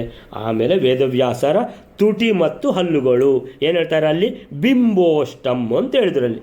ಸೊ ಬಿಂಬೋಷ್ಟಮ್ ಅಂತ ಶಯನ ಚರ್ಮಾಣ ಮೀಶಂ ಆಯಿತು, ಪದ್ಮಪಾದಂ ಆಯಿತು, ಇನ್ನು ಬಿಂಬೋಷ್ಟಮ್ ಬರಬೇಕು, ಶುಭ ಕಪಿಶ ಜಟಂ ಬರಬೇಕು. ಬಾಕಿದೆಲ್ಲ ಆಲ್ಮೋಸ್ಟ್ ಬಂದಾಯಿತು. ಅರುಣಾಶ್ಮ ದಲಾಂತರೋಲ್ಲಸತ್. ಅರುಣ ಆಶ್ಮ, ಅರುಣ ಅಶ್ಮ ದಲಾಂತರೋಲ್ಲಸತ್ ನವಮುಕ್ತಾವಲಿಂ ಅಸ್ಯ ಲಜ್ಜಯೇತ್ ಹಸತಃ ಸಿತದಂತ ಸಂತತಿ ಪರಮಶ್ರೀ ಅರುಣೋಷ್ಟರೋಚಿಷಃ. ಸೊ ವೇದವ್ಯಾಸರ ತುಟಿ ಮತ್ತು ಹಲ್ಲುಗಳು. ಅರುಣ ಅಶ್ಮ ಕೆಂಪು ಕಲ್ಲು, ಅರುಣ ಅಶ್ಮ ಕೆಂಪು ಕಲ್ಲಿನ, ಕೆಂಪು ಕಲ್ಲು ದೊಡ್ಡ ದೊಡ್ಡ ಕೆಂಪು ಕಲ್ಲಿನ ದಲ ಅಂತ ಹೇಳಿದರೆ ಆ ಕೆಂಪು ಕಲ್ಲನ್ನು 2 ಮಾಡಿದರೆ ಯಾವ ರೀತಿ ಅದು ದಳಗಳು ಕಾಣ್ತವೆ ಅದರಲ್ಲಿ. ಅರುಣಾಶ್ಮ ದಲ ಅಂತರೋಲ್ಲಸತ್, ಆ 2 ಎಸಳುಗಳ ನಡುವೆ ಹೊಳೆಯುತ್ತಾ ಇರುವಂತಹ ಅಂತ ಹೇಳಿದ್ರೆ ಮೇಲಿಂದ ಒಂದು ತುಟಿ ಕೆಳಗಿಂದ ಒಂದು ತುಟಿ ದೇವರದ್ದು. ಸೊ ನಮ್ಮದು ಸಹ ಹಾಗೆ ಅಂತ ಇಟ್ಕೊಳ್ಳಿ. ಸೊ ಆ 2 ತುಟಿಗಳು ಅಂತ ಹೇಳಿದರೆ ಒಂದು ದೊಡ್ಡ ಪದ್ಮರಾಗದ ಒಂದು ದೊಡ್ಡ ಕಲ್ಲಿನ 2 ಏನು ಎಸಳುಗಳಿದ್ದ ಹಾಗೆ ಮಧ್ಯದಲ್ಲಿ ಕಾಣ್ತಾ ಇದೆ. ನವಮುಕ್ತಾವಲಿಂ ಅಸ್ಯ ಲಜ್ಜಯೇತ್, ಮಧ್ಯದಲ್ಲಿ ಹಲ್ಲುಗಳನ್ನು ನಾರಾಯಣ ಪಂಡಿತಾಚಾರ್ಯ ಹೇಳ್ತಾರೆ ನವಮುಕ್ತಾವಲಿ, ಮುತ್ತುಗಳ ಹಾಗೆ ಹಲ್ಲುಗಳು ಕಾಣ್ತಾ ಇವೆ. 2 ಕಡೆಯಲ್ಲಿ 2 ತುಟಿಗಳು ಎಷ್ಟು ಕೆಂಪಾಗಿವೆ ಅಂತ ಹೇಳಿದ್ರೆ ಪದ್ಮರಾಗ ಮಣಿಯ ಏನು ಎಸಳುಗಳ ಹಾಗೆ ಹೊಳೆಯುತ್ತಾ ಇವೆ. ಲಸತ್ ಅಂದರೆ ನವಮುಕ್ತಾವಲಿಂ ಅಸ್ಯ ಲಜ್ಜಯೇತ್, ಮುತ್ತುಗಳಿಗೂ ಕೂಡ ಏನು ನಾಚಿಕೆ ಆಗಬೇಕು ಅಂತೇಳಿದರೆ ಅದಕ್ಕಿಂತ ಚಂದ ವೇದವ್ಯಾಸರ ಹಲ್ಲುಗಳು, ದೇವರ ಹಲ್ಲುಗಳು. ಹಸತಃ ಸಿತದಂತ ಸಂತತಿ, ಸಿತ ಅಂದರೆ ಬಿಳಿ, ದಂತ ಸಂತತಿ ಬಿಳಿಯಾದ ಹಲ್ಲುಗಳ ಸಾಲುಗಳು. ಹಸತಃ ವೇದವ್ಯಾಸರು ಮುಗುಳ್ನಗುವಾಗ ಪರಮಶ್ರೀ ಅರುಣೋಷ್ಟ ರೋಚಿಷಃ, ಅರುಣೋಷ್ಟ ಕೆಂಪಾದ ತುಟಿಗಳು, ಪರಮಶ್ರೀ ಅಂತೇಳಿದರೆ ಅತ್ಯಂತ ಶ್ರೇಷ್ಠವಾಗಿ ಕಾಣ್ತಾ ಇವೆ. ಪರಮಶ್ರೀ ಅರುಣೋಷ್ಟ ರೋಚಿಷಃ. ಅಲ್ಲಿಂದ ಮುಂದಕ್ಕೆ ಆಯಿತು, ಕೆಂಪು ತುಟಿಗಳಾಯಿತು, ಯಾವುದು ಬಿಂಬೋಷ್ಟಮ ಆಯಿತು, ಆಮೇಲೆ ಪದ್ಮಪಾದಮ್ಮ ಆಯಿತು. ಇನ್ನೇನಂತ ಹೇಳಿದರೆ ಮಾತಿನ ಚಾತುರ್ಯ. ಸೊ ಇದರಲ್ಲಿ ಮಾತಿನ ಚಾತುರ್ಯ ಇಲ್ಲ. ಸೊ ಏನದು ದ್ವಿಜವೃಂದಕೃತಂ ಮಹಾದರಾತ್ ಅನುಯೋಗಾಂದು ಸಹಸ್ರಮುತ್ತಮಂ ಇಯಂ ಏಕಪದೇ ಸರಸ್ವತಿ ಶ್ರುತಿಭರ್ತು ಪರಿಪೂರಯತಿ ಅಹೋ. ದ್ವಿಜವೃಂದಕೃತಂ ಮಹಾದರಾತ್ ಅಂತೇಳಿದರೆ ಅಲ್ಲಿ ಎಲ್ಲ ದ್ವಿಜವೃಂದನೇ ಇದೆ ಅಲ್ಲಿ ಅಂತೇಳಿದರೆ ಎಲ್ಲ ಋಷಿಮುನಿಗಳು. ಮಹಾ ಆದರಾತ್ ಅಂತೇಳಿದರೆ ಕುತೂಹಲದಿಂದ, ಮಹಾ ಆದರ ಅಂದರೆ ಗೌರವದಿಂದ, ಅನುಯೋಗ ಅಂದು ಸಹಸ್ರಮುತ್ತಮಂ ವೇದವ್ಯಾಸರಿಗೆ ಪ್ರಶ್ನೆ ಮಾಡ್ತಾ ಇರ್ತಾರೆ. ಅನುಯೋಗ ಅಂದರೆ ಪ್ರಶ್ನೆ ಅಂತೇಳಿದರೆ ಯಾವ ರೀತಿ ಪ್ರಶ್ನೆ ಮಾಡ್ತಾ ಇದೆ ಅಂತೇಳಿದರೆ, ಇಯಂ ಏಕಪದೇ ಸರಸ್ವತಿ. ದೊಡ್ಡ ಒಂದು ನದಿಯಲ್ಲಿ ಪ್ರವಾಹ ಬಂದರೆ ಸಾಲಿಗೆ ಬಾವಿಗಳಿದ್ದರೆ ಎಲ್ಲ ಬಾವಿಗಳು ರಪ ರಪ ರಪ ರಪ ತುಂಬಿ ಹೋಗ್ತವೆ. ಯಾಕಂದರೆ ಬಾವಿ ತುಂಬಲಿಕ್ಕೆ ಎಷ್ಟು ನೀರು ಬೇಕು, ಇಲ್ಲಿ ನದಿಯಲ್ಲಿ ಪ್ರವಾಹವೇ ಬಂದಿದೆ. ಸೊ ಆ ರೀತಿಯಲ್ಲಿ ಇಯಂ ಏಕಪದೇ ಸರಸ್ವತಿ, ಸರಸ್ವತಿ ಅನ್ನುವಂತಹ ನದಿ ಹರಿದು ಬಂದರೆ ಯಾವ ರೀತಿ ಎಲ್ಲ ಬಾವಿಗಳು ತುಂಬಿಕೊಳ್ಳುತ್ತವೆಯೋ ಹಾಗೆ ಈ ವೇದವ್ಯಾಸರ ನಾಲಿಗೆಯಲ್ಲಿ ಸರಸ್ವತಿಯೇ ಇದ್ದಾಳೆ. ಆ ಸರಸ್ವತಿ ಇದ್ದು ಈ ದ್ವಿಜವೃಂದ ಕೃತಂ ಅಂದರೆ ಈ ಎಲ್ಲ ಋಷಿಮುನಿಗಳು ಎಷ್ಟು ಪ್ರಶ್ನೆಗಳನ್ನು ಕೇಳ್ತಾರೋ ಆ ಎಲ್ಲ ಪ್ರಶ್ನೆಗಳಿಗೆ ಒಂದೇ ಸಮನೆ ಉತ್ತರ ಕೊಟ್ಟು ಬಿಡ್ತಾರೆ ವೇದವ್ಯಾಸರು ಅಂತೇಳಿದರೆ. ಯಾವ ರೀತಿ ಎಲ್ಲ ಬಾವಿಗಳು ಆ ನದಿ ಪ್ರವಾಹದ ನೀರಿನಲ್ಲಿ ಎಲ್ಲ ಬಾವಿಗಳು ತುಂಬಿ ಹೋಗ್ತಾವೋ ಆ ರೀತಿ ಅಂತಾರೆ. ಶ್ರುತಿ ಭರ್ತು ಪರಿಪೂರಯತಿಯಹೋ ಅಂತೇಳಿದರೆ ವೇದಪತಿ, ಶ್ರುತಿ ಅಂದರೆ ವೇದ, ವೇದಪತಿ ಅಂತೇಳಿದರೆ ವೇದವ್ಯಾಸರು. ಸೊ ವೇದವ್ಯಾಸರು ಇವರ ಎಲ್ಲ ಪ್ರಶ್ನೆಗಳಿಗೆ ಒಂದೇ ಸಲಕ್ಕೆ ಉತ್ತರ ಕೊಟ್ಟು ಎಲ್ಲರನ್ನೂ ಖುಷಿಪಡಿಸ್ತಾರೆ ಅನ್ನುವಂಥದ್ದು. ಅಲ್ಲಿಂದ ಕಣ್ಣಿನ ನೋಟ ವೇದವ್ಯಾಸರದ್ದು 41ನೇ ಶ್ಲೋಕ. ಜಲಜಾಯತ ಲೋಚನ, ಜಲಜ ನೀರಿಂದ ಹುಟ್ಟಿರುವಂಥದ್ದು ಕಮಲ, ಆ ಕಮಲದ ಲೋಚನ ಕಮಲದಂತಿರುವಂಥ ಕಣ್ಣುಗಳು. ಜಲಜಾಯತ ಲೋಚನಸ್ಯ ಮಾಂ ಅವಲೋಕೋ ಮಧ್ವರಿಗಾಗ್ತದೆ. ನನ್ನನ್ನು ನೋಡ್ತಾ ಇದ್ದಾರೆ ವೇದವ್ಯಾಸರು. ಆ ಕಣ್ಣುಗಳು ಎಷ್ಟು ಚೆಂದ ಇದೆ ಅಂತೇಳಿದರೆ ಕಮಲದ ದಳಗಳ ಹಾಗೆ ಆ ಕಣ್ಣುಗಳಿವೆ. ಸೊ ಅಯಂ ಉಪೇತ್ಯ ಲಾಲಯನ್ ಅಂತೇಳಿದರೆ ಆ ಕಣ್ಣುಗಳು ನನ್ನನ್ನು ಲಾಲಿ ಹಾಡಿ ತೂಗ್ತಾ ಇವೆ ಅಂತಾರೆ ಮಧ್ವರು. ಕುರುತೆ ಪರಿರಭ್ಯ ಪೂರಿತಂ, ತೂಗಿ ಆಮೇಲೆ ನನ್ನನ್ನು ಆಲಂಗಿಸಿಕೊಂಡು ಬಿಟ್ಟುವು. ಯಾವುದು? ಕಣ್ಣುಗಳೇ ಆಲಂಗಿಸಿ ಬಿಟ್ಟುವು ನನ್ನನ್ನು ಅಂತೇಳಿದರೆ ಒಬ್ಬರ ಮೇಲೆ ಬಹಳ ಒಂದು ಉತ್ಕಟವಾದ ಪ್ರೀತಿ ಇದ್ದರೆ ಅವರು ನೋಡಿದರೆ ಸಾಕು ನಮಗೆ ಸಿಗುವಂಥ ಸಂತೋಷ ಎಷ್ಟು ಅಂತ ತಿಳ್ಕೊಂಡು ಇಲ್ಲಿ ಮಧ್ವರನ್ನು ವೇದವ್ಯಾಸರು ನೋಡ್ತಾ ಇದ್ದಾರೆ. ಆ ಭಗವಂತ ಮಧ್ವರು ಅಂತೇಳಿದರೆ ಭಗವಂತನ ಸದಾ ಹೃದಯದಲ್ಲಿ ತೊಟ್ಟಿರುವಂತಹ ಆ ಇವರಿಗೆ ಮಧ್ವರಿಗೆ ವೇದವ್ಯಾಸರು ಎಷ್ಟು ಹತ್ತಿರದವರು ಅಂತ ಇದರಲ್ಲಿ ಗೊತ್ತಾಗ್ತದೆ. ಭುವನಾನಂದ ಕರಾಸ್ಮಿತಾನ್ವಿತಃ, ಭುವನಾನಂದಕರ ಅಂತೇಳಿದರೆ ಆ ಮುಗುಳ್ನಗೆ ಅನ್ನುವಂಥದ್ದು ದೇವರ ಮುಖದಲ್ಲಿರುವಂಥದ್ದು ಅದು ಭುವನಾನಂದಕರ, 3 ಲೋಕಗಳಿಗೂ ಆನಂದ ಕೊಡುವಂತಹ ಸ್ಮಿತಾನ್ವಿತ ಅಂತಹ ಮುಗುಳ್ನಗೆ ತುಂಬಿದ ಮುಖದಿಂದ ಆ ಕಣ್ಣುಗಳ ಕಮಲದ ದಳಗಳಂತಿರುವಂತಹ ಕಣ್ಣುಗಳ ನೋಟ ಮಧ್ವರ ಮೇಲೆ ಬಿದ್ದಾಗ ಇವರಿಗೆ ಒಂದು ಸಲ ಆಯಿತು ಏನಂತ ತಿಳ್ಕೊಂಡ್ರೆ ನನ್ನನ್ನು ಲಾಲಿ ಹಾಕಿ ತೂಗಿದಾಗ ಆಯಿತು, ಇನ್ನೊಂದು ಕಡೆಯಲ್ಲಿ ಆಯಿತು ಅವರಿಗೆ ನನ್ನನ್ನು ಆಲಂಗಿಸಿಕೊಂಡಾಗ ಆಯಿತು ಅಂತ ಹೇಳ್ತಾ ಇದ್ದಾರೆ 41ರಲ್ಲಿ. ಆಮೇಲಿಂದ 42ನೇ ಶ್ಲೋಕ. ಉಪಕರ್ಣಂ ಅಮುಷ್ಯ ಭಾಸಿತ ತುಳಸಿ ಮಂತ್ರಯತೀವ ಲಾಲಿತ. ತುಳಸಿಯನ್ನು ಇಟ್ಕೊಂಡಿದ್ದಾರೆ ಅಂತ ಎಲ್ಲಿ? ಕಿವಿಯಲ್ಲಿ. ಉಪಕರ್ಣಂ, ಕರ್ಣಂ ಅಂದರೆ ಕಿವಿ. ಸೊ ಉಪಕರ್ಣಂ ಅಂದರೆ ಕಿವಿಗಳ ಬಳಿ ಅಲ್ಲಿ ಇಟ್ಟಿದ್ದಾರೆ. ಏನದು? ಅಮುಷ್ಯ ಭಾಸಿತ. ಭಾಸಿತ ಅಂದರೆ ಕಂಗೊಳಿಸುತ್ತಿರುವಂತಹ ಅಮುಷ್ಯ ತುಳಸಿ, ಅವರ ಕಿವಿಗಳ ಹತ್ತಿರ ಮೇಲಿರುವಂಥ ತುಳಸಿ. ಮಂತ್ರಯತಿ ಇವ ಲಾಲಿತ, ಮೆಲ್ಲ ಹೇಳ್ತಾ ಉಂಟು. ಯಾರಿಗೆ? ದೇವರೇ, ಭಗವಂತ, ಮಮನಾಥ. ತುಳಸಿ ಹೇಳುವಂಥದ್ದು ಪದಂ ನ ಮತ್ಸರಾತ್ ಜಲಜಾದ್ಯಾನಿ ಹರೇಯು ಇತಿ ಅಲಂ. ನಾನಿಲ್ಲಿ ಕೂತಿದ್ದೇನೆ, ನಿಮ್ಮ ಕಿವಿಯ ಮೇಲೆ ಕೂತಿರುವಂಥ ಸೌಭಾಗ್ಯ ನನಗೆ ಮಾತ್ರ ಇರುವುದು. ತುಳಸಿ ಹೇಳೋದು ಅಂತೇಳಿದರೆ ನನ್ನ ಮೇಲೆ ಭಾಳ ಜನರಿಗೆ ಮತ್ಸರ ಉಂಟು. ಯಾರಿಗೆ? ಜಲಜಾದ್ಯಾನಿ. ಜಲಜ ಅಂದರೆ ಕಮಲ. ಸೊ ಕಮಲ ಅಂತೇಳಿದರೆ ನಿಮ್ಮನ್ನು ನೋಡಿ ಕುಣಿತಾ ಇರ್ತದಲ್ವ, ಆ ಕಮಲಕ್ಕೆ ಇಲ್ಲಿ ಕೂತ್ಕೊಳ್ಬೇಕಂತ ಉಂಟು, ಆದರೆ ನನ್ನ ಜಾಗ ಮಾತ್ರ ಇನ್ಯಾರಿಗೂ ಕೊಡಬೇಡಿ ಅಂತ ಹೇಳ್ಕೊಂಡು ಭಗವಂತನಿಗೆ ಪ್ರಾರ್ಥನೆ ಮಾಡ್ತಾ ಇದ್ದಾಳೆ ತುಳಸೀದೇವಿ. ಎಲ್ಲಿ? ಕಿವಿಯಲ್ಲಿ ಕೂತ್ಕೊಂಡು. ಸೊ ವೇದವ್ಯಾಸರ 2 ಹುಬ್ಬುಗಳ ಮಹಿಮೆ ಹೇಳ್ತಾರೆ. ವಿಭವ, ಅಭಿಭವ, ಉದ್ಭವ. ವಿಭವ ಅಂದರೆ ಪಾಲನೆ, ಅಭಿಭವ ಅಂದರೆ ಸಂಹಾರ, ಉದ್ಭವ ಅಂದರೆ ಸೃಷ್ಟಿ. ಸೃಷ್ಟಿ, ಸ್ಥಿತಿ, ಲಯ 3 ಆಗುವಂಥದ್ದು ಭಗವಂತನಿಂದಲೇ. ಸೊ ಭುವನಾನಾಂ ಭುವನ ಪ್ರಭೋರ್ಭುವೋಹೋ. ಸೊ ಈ ಎಲ್ಲ ಲೋಕಗಳು ಅವುಗಳ ಸೃಷ್ಟಿ, ಪಾಲನೆ, ಸಂಹಾರ ಅನ್ನುವಂಥದ್ದು ಪ್ರಭೋಹೋ ಭ್ರುವೋಹೋ. ಭಗವಂತನ ಭ್ರುವೋಹ ಅಂದರೆ 2 ಹುಬ್ಬುಗಳು. ಈ ಹುಬ್ಬುಗಳು ಎಲ್ಲಿಗೆ ಅಂತ ಹೇಳಿದರೆ ಅನಯೋಹೋ ಅಪಿ ದಭ್ರ ವಿಭ್ರಮಾತ್. ಒಂದು ಚೂರು ಹುಬ್ಬು ಹಾರಿದರೆ ಸಾಕು, ಎಲ್ರಿಗೂ ಗೊತ್ತಾಗ್ಬಿಡ್ತು ಭಗವಂತನ ಇಚ್ಛೆ ಇದು, ಆ ಥರ ಆಗಬೇಕು ಅಂತ. ಆ ಥರ ಆಗಿ ಹೋಯಿತು. ಸ ಭವಾಂಭೋಜ ಭವಾತ್ಮನಾಂ ಭವೇತ್. ಸ ಭವ ಅಂಭೋಜ ಭವ. ಭವ ಅಂದರೆ ರುದ್ರದೇವರು, ಅಂಬೋಜ ಭವ ಅಂದರೆ ಬ್ರಹ್ಮದೇವರು. ಸೊ ಬ್ರಹ್ಮದೇವರು ಅಂತ ಹೇಳುವಾಗ ಸೃಷ್ಟಿಗೆ, ರುದ್ರದೇವರು ಅಂತ ಹೇಳುವಾಗ ಸಂಹಾರಕ್ಕೆ ಭಗವಂತನಿಗೆ ಇಬ್ಬರು ಸಹಾಯ ಮಾಡುವಂಥವರು. ಭಗವಂತನ ಹುಬ್ಬು ಚೂರು ಚಲನೆ ಆದರೂ ಸಾಕು, ದಭ್ರ ವಿಭ್ರಮ. ಚೂರು ಭಗವಂತನ ಹುಬ್ಬು ಚಲನೆ ಆದರೆ ಇವರಿಗೆ ಗೊತ್ತಾಗ್ತದೆ. ಸೊ ಆ ಪ್ರಕಾರ ಭಗವಂತನ ಇಚ್ಛೆ ಪ್ರಕಾರ ಈ ಸೃಷ್ಟಿ, ಸ್ಥಿತಿ, ಲಯ ಅನ್ನುವಂಥದ್ದು ನಡೆದು ಹೋಗ್ತದೆ ಅಂತ ಹೇಳ್ತಾ ಇದ್ದಾರೆ. ಅಂತ ಹೇಳಿದ್ರೆ ಎಲ್ಲ ಸಾಮರ್ಥ್ಯಗಳು ಇರುವಂಥದ್ದು ಭಗವಂತನ ಹತ್ರ. ಆಮೇಲಿಂದ ಭಗವಂತನ ಹಣೆಯ ತಿಲಕ, ಆಮೇಲೆ ಜಟಾಭಾರ ಸಹಿತವಾದ ದೇಹ. ಈ ಜಟ ಇಲ್ಲಿ ಬಂದಿದೆ, ಶುಭ ಕಪಿಶ ಜಟಂ ಅಂತ. ಏನದು? 45ನೇ ಶ್ಲೋಕ. ನವಂ ಅಂಬುಧರಂ ವಿಡಂಬಯತ್ ವರ ವಿದ್ಯುತ್ ವಲಯಂ ಜಗದ್ಗುರೋಹೋ. ನವಂ ಅಂಬುಧರಂ. ಅಂಬುಧರ ಅಂತ ಹೇಳಿದ್ರೇನು? ಅಂಬು ಅಂದರೆ ನೀರು, ಧರ ಅಂದರೆ ನೀರನ್ನು ಧರಿಸಿದ್ಯಾವುದು? ಮೋಡ.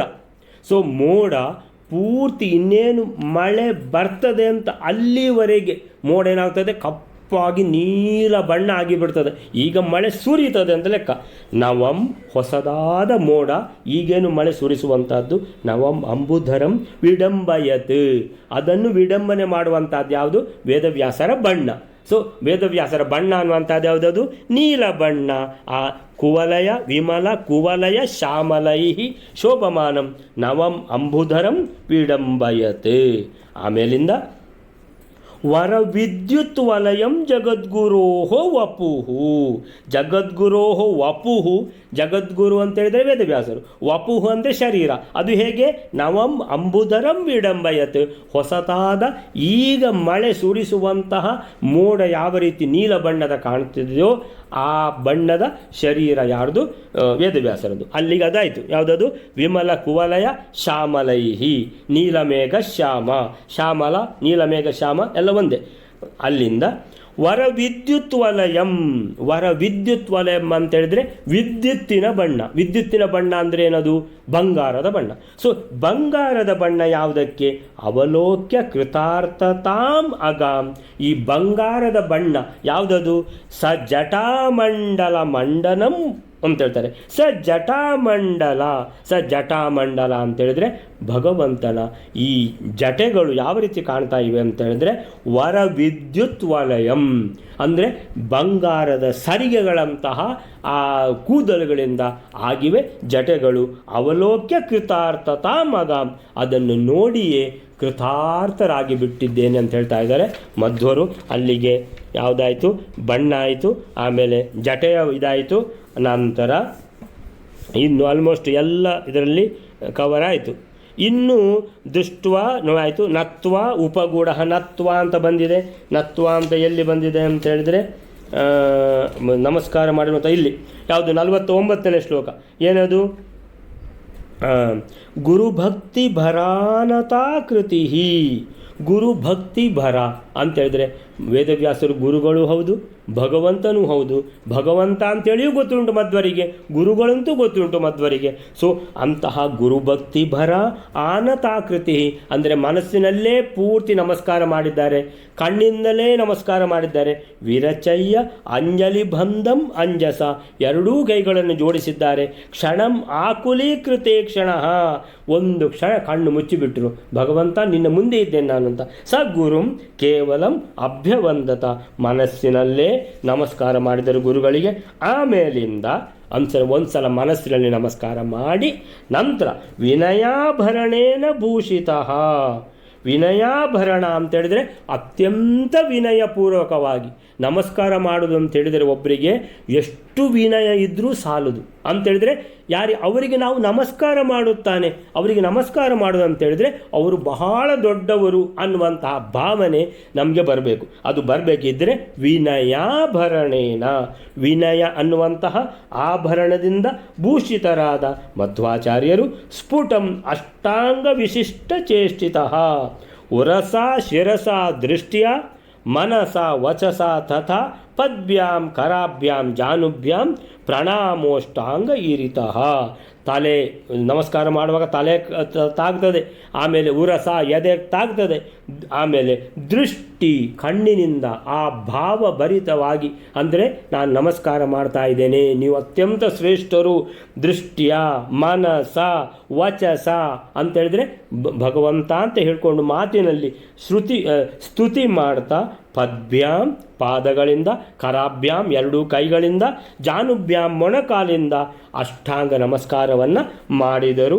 ಸ್ಫುಟಂ ಅಷ್ಟಾಂಗ ವಿಶಿಷ್ಟ ಚೇಷ್ಟಿತ ಭಗವತ್ತಮ ಪಾದ ಪಂಕಜೆ, ಭಗವಂತನ ಪಾದ ಕಮಲದಲ್ಲಿ ಭಗವಾನ್ ಸ ಪ್ರಣನಾಮ ಭಾಗ್ಯವಾನ್ ಅಂತೇಳಿದರೆ ಎದುರಿಗೆ ಭಗವಂತ ನಮಸ್ಕಾರ ಮಾಡ್ತಾ ಇದ್ದಾರೆ ಮಧ್ವರು ಅಂತೇಳಿದರೆ ಎಂತಹ ಒಂದು ಭಗವಾನ್ ಸ ಪ್ರಣನಾಮ, ಭಗವಂತನಿಗೆ ನಮಸ್ಕಾರ ಮಾಡಿದರು.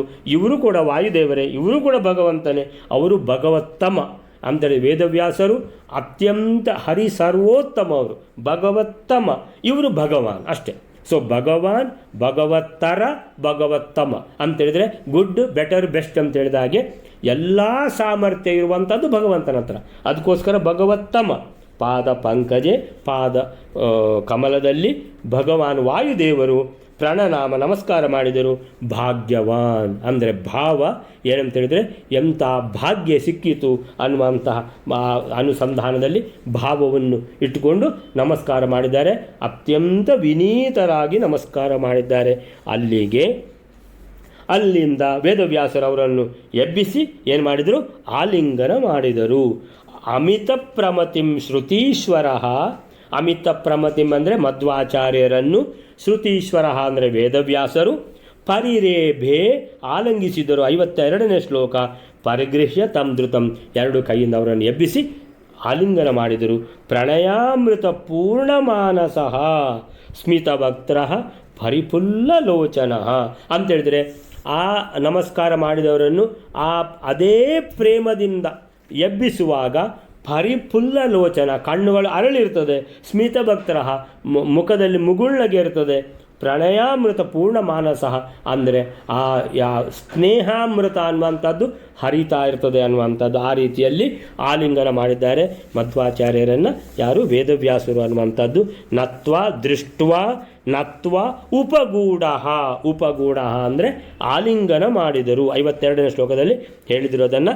ಸ ಗುರುಹು ಅವತು, ಅಂತ ಗುರುಗಳು ಅಂದರೆ ಶಿಷ್ಯನನ್ನು ಆಲಿಂಗನ ಮಾಡಿಕೊಂಡಿರುವಂತಹ ಈ ವೇದವ್ಯಾಸ ಭಗವಂತ ನಮ್ಮನ್ನು ಗುರುಹು ಅವತು ನಃ, ನಮ್ಮನ್ನು ರಕ್ಷಿಸಲಿ ಸದಾ. ಸೂಪವಿಷ್ಟೋ ಮುನಿಷ್ಠ ಅಂದರೆ ಲಾಸ್ಟಿಗೆ ಪುನಃ 2 ಶಬ್ದ ಹಾಕಿದರು. ಏನಂತೇಳಿದರೆ ಅವರು ಹೇಳಿದ ಮೇಲೆ ಕೂತ್ಕೊಂಡರು ಅನ್ನುವಂಥದ್ದು. ಸೊ ಅಲ್ಲಿ ಎಲ್ಲಿ ಬಂದಿದೆ ಅಂತೇಳಿದರೆ ಇದು 56ನೇ ಶ್ಲೋಕ. ಅಮುಷ್ಯ ಶಿಷ್ಯ ವಿನಯೇನ ತಸ್ಮೈ ಗುರೋ ಅಭಿಪ್ರಾಯ ವಿದೋ ವಿದಗ್ಧಾಃ ತದಾನುರೂಪಂ ತದುರಾಸನಂ ತೇ ಚತುರ್ಮುಖ ಏವ ಮುಕುಂದದಾಸಾಃ. ಸೊ ಮುಕುಂದದಾಸಾಃ ಚತುರ್ಮುಖ ಏವ ಅಂತೇಳಿದರೆ ಎಲ್ಲ ಬ್ರಹ್ಮಾದಿ ಎಲ್ಲರೂ ಕೂಡ, ಬ್ರಹ್ಮ ರುದ್ರಾದಿ ಎಲ್ಲ ದೇವತೆಗಳು ಕೂಡ ಮುಕುಂದದಾಸಾಃ, ಭಗವಂತನ ಏನು ಅವರು ಸಹಚರರು, ಭಕ್ತರು, ಕಿಂಕರರು, ಸೇವಕರು.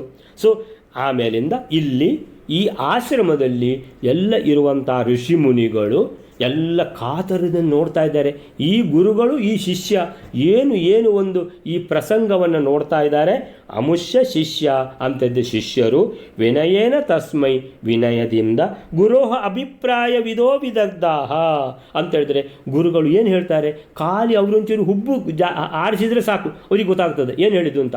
ಅದು ಆಸನ ಇಡಿ ಮಧ್ವಾಚಾರ್ಯರಿಗೆ ಅಂತ ಹೇಳ್ತಾ ಇದ್ದಾರೆ ಯಾರು, ವೇದವ್ಯಾಸರು. ಅದನ್ನು ತಿಳಿದು ಗುರೋಹ ಅಭಿಪ್ರಾಯ ವಿದೋ ತಿಳಿದು ವಿದಗ್ಧಾಹ ಜಾಣರವರು ತದ ಅನುರೂಪಂ ಮಧ್ವರಿಗೆ ಅನುರೂಪವಾದ ದದುಹು ಆಸನಂ ಆಸನ ತಂದು ಕೊಟ್ಟರು.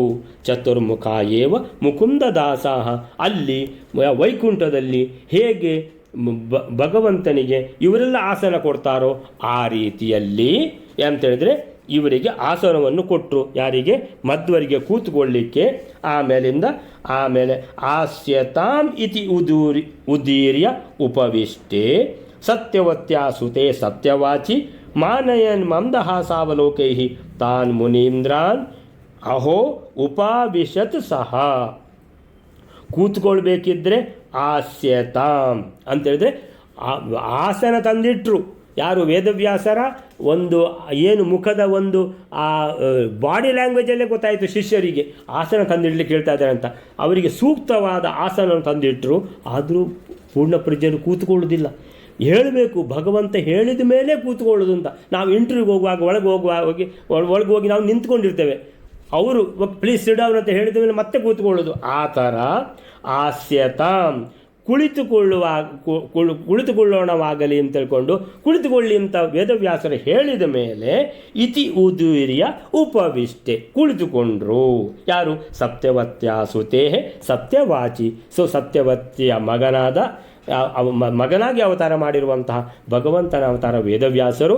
ಅವರು ಯಾರು, ಅವರಿಂದ ಈ ರೀತಿ ಕುಳಿತುಕೊಳ್ಳಿ ಅಂತ ಹೇಳಿದ ಮೇಲೆ ಕುಳಿತುಕೊಂಡ್ರು ಮಧ್ವರು. ಮಾನಯನ್ ಮಂದಹಾಸಾವಲೋಕೈ ತಾನ್ ಮುನೀಂದ್ರಾನ್ ಇಹ ಉಪಾವಿಶತ್ ಸಹ ಅಂತೇಳಿದರೆ ಎಲ್ಲ ಆ ಋಷಿಮುನಿಗಳು ಏನು ಮಂದಹಾಸದಿಂದ ಒಂದು ಗೌರವದಿಂದ ನೋಡ್ತಾ ಇದ್ದಾರೆ. ಸೊ ಅಂತೇಳಿದರೆ ಈ ವೇದವ್ಯಾಸರು ಗುರುಗಳು ಮತ್ತು ಮಧ್ವಾಚಾರ್ಯರು ಶಿಷ್ಯ, ಇವರ ಮಧ್ಯದಲ್ಲಿ ಯಾವ ರೀತಿಯಲ್ಲಿ ಒಂದು ನಡೀತಾ ಇದೆ ಈ ಪ್ರಸಂಗ ಅಂತ ತಿಳ್ಕೊಂಡು ಬಹಳ ಇವರಿಗೆ ಪ್ರತಿಯೊಬ್ಬರಿಗೂ ಒಂದು ಏನು ಮನಸ್ಸಿನಲ್ಲಿ ಆಗ್ತಾ ಇದೆ ಅಂತ ಹೇಳಿದ್ರೆ ನಾವು ಎಂಥ ಭಾಗ್ಯವಂತರು ಅನ್ನುವಂಥ ಒಂದು ಭಾವ ಬಂದಿದೆ. ಅಲ್ಲಿಗೆ ಸರ್ವಾಂಗೈ ಸರ್ವವಂದ್ಯೈ ವಿಮಲ ಕುವಲಯ ಶ್ಯಾಮಲೈ ಶೋಭಮಾನಂ ಸತ್ಜ್ಞಾನಾನಂದ ತೇಜ ಪ್ರವರಗುಣಮಯೈ ಪೂರ್ಣ್ಯಲಾವಣ್ಯರೂಪೈ ಬಿಂಬೋಷ್ಟಂ ಪದ್ಮಪಾದಂ ಶುಭ ಕಪಿಶಜಟಂ. ಕಪಿಶಜಟಂ ಅಂದರೆ ಕಪಿಶ ಅಂದರೆ ಬಂಗಾರದ ಬಣ್ಣದ ಜಟೆಗಳು. ಶುಭ ಸ ಏಣ ಚರ್ಮಾಣ ಮೀಶಂ ಜಿಂಕೆ ಚರ್ಮವನ್ನು ತೊಟ್ಟವರು. ದೃಷ್ಟ್ವಾ ಅವರನ್ನು ನೋಡಿ ನತ್ವಾ ನಮಸ್ಕಾರ ಮಾಡಿ ಉಪಗೂಢ ಅಂದರೆ ವೇದವ್ಯಾಸರು ಆಲಿಂಗನ ಮಾಡಿದರು ಮಧ್ವರನ್ನು. ಸ ಗುರುಹು ಅಂತ ಗುರುಗಳು ಈ ಶಿಷ್ಯ ಇವರು ನಮ್ಮನ್ನು ನಹ ಅವತು ಗುರುಹು ಅವತು ಸ ಗುರುರವತು ನಹ ಸೂಪವಿಷ್ಟೋ ಕುಳಿತಿದ್ದಾರೆ. ಮುನಿಷ್ಠ ಮುನಿಷ್ಠ ಅಂದರೆ ವೇದವ್ಯಾಸ ಮುನಿಯವರು ಇಷ್ಟ ಅಂದರೆ ಕುಳಿತುಕೊಳ್ಳಿ ಅಂತ ಹೇಳಿದ ಮೇಲೆ ಕುಳಿತಿದ್ದಾರೆ. ಮುನಿ ಇಷ್ಟ ಅಂದರೆ ಎಲ್ಲಿಯೂ ಕೂಡ ಹೋಗುವುದು ನಾವೇ ಕೂತ್ಕೊಳ್ಳೋದಲ್ಲ, ಕುಳಿತುಕೊಳ್ಳಿ ಅಂತ ಹೇಳಿದ ಮೇಲೆ ಕುಳಿತುಕೊಳ್ಬೇಕಂತ ಆ ರೀತಿಯಲ್ಲಿ ಈ ಭಗವಂತ ಮತ್ತು ಶಿಷ್ಯನ ಒಂದು ಪ್ರಸಂಗವನ್ನು ಅತೀ ಉತ್ತಮ ರೀತಿಯಲ್ಲಿ ತೋರಿಸಿದ್ದಾರೆ. ಸೊ ಅಲ್ಲಿ ದೃಷ್ಟ್ವಾ ನತ್ವೋಪಗೂಢ ಸ ಗುರುರವತುನಃ ಸೂಪವಿಷ್ಟೋ ಮುನಿಷ್ಠ ಅಂತೇಳುವಲ್ಲಿಗೆ ನಾರಾಯಣ ಪಂಡಿತಾಚಾರ್ಯ 14ನೇ ಈ ಶ್ಲೋಕವನ್ನು ಮುಗಿಸಿದ್ದಾರೆ. 7ನೇ ಸರ್ಗದ ಉತ್ತರಾರ್ಧ ಕಂಪೂರ್ತಿ ಇದರಲ್ಲಿ ಮುಗಿಸಿದ್ದಾರೆ. ಕೃಷ್ಣಾರ್ಪಣ ಮಸ್ತು.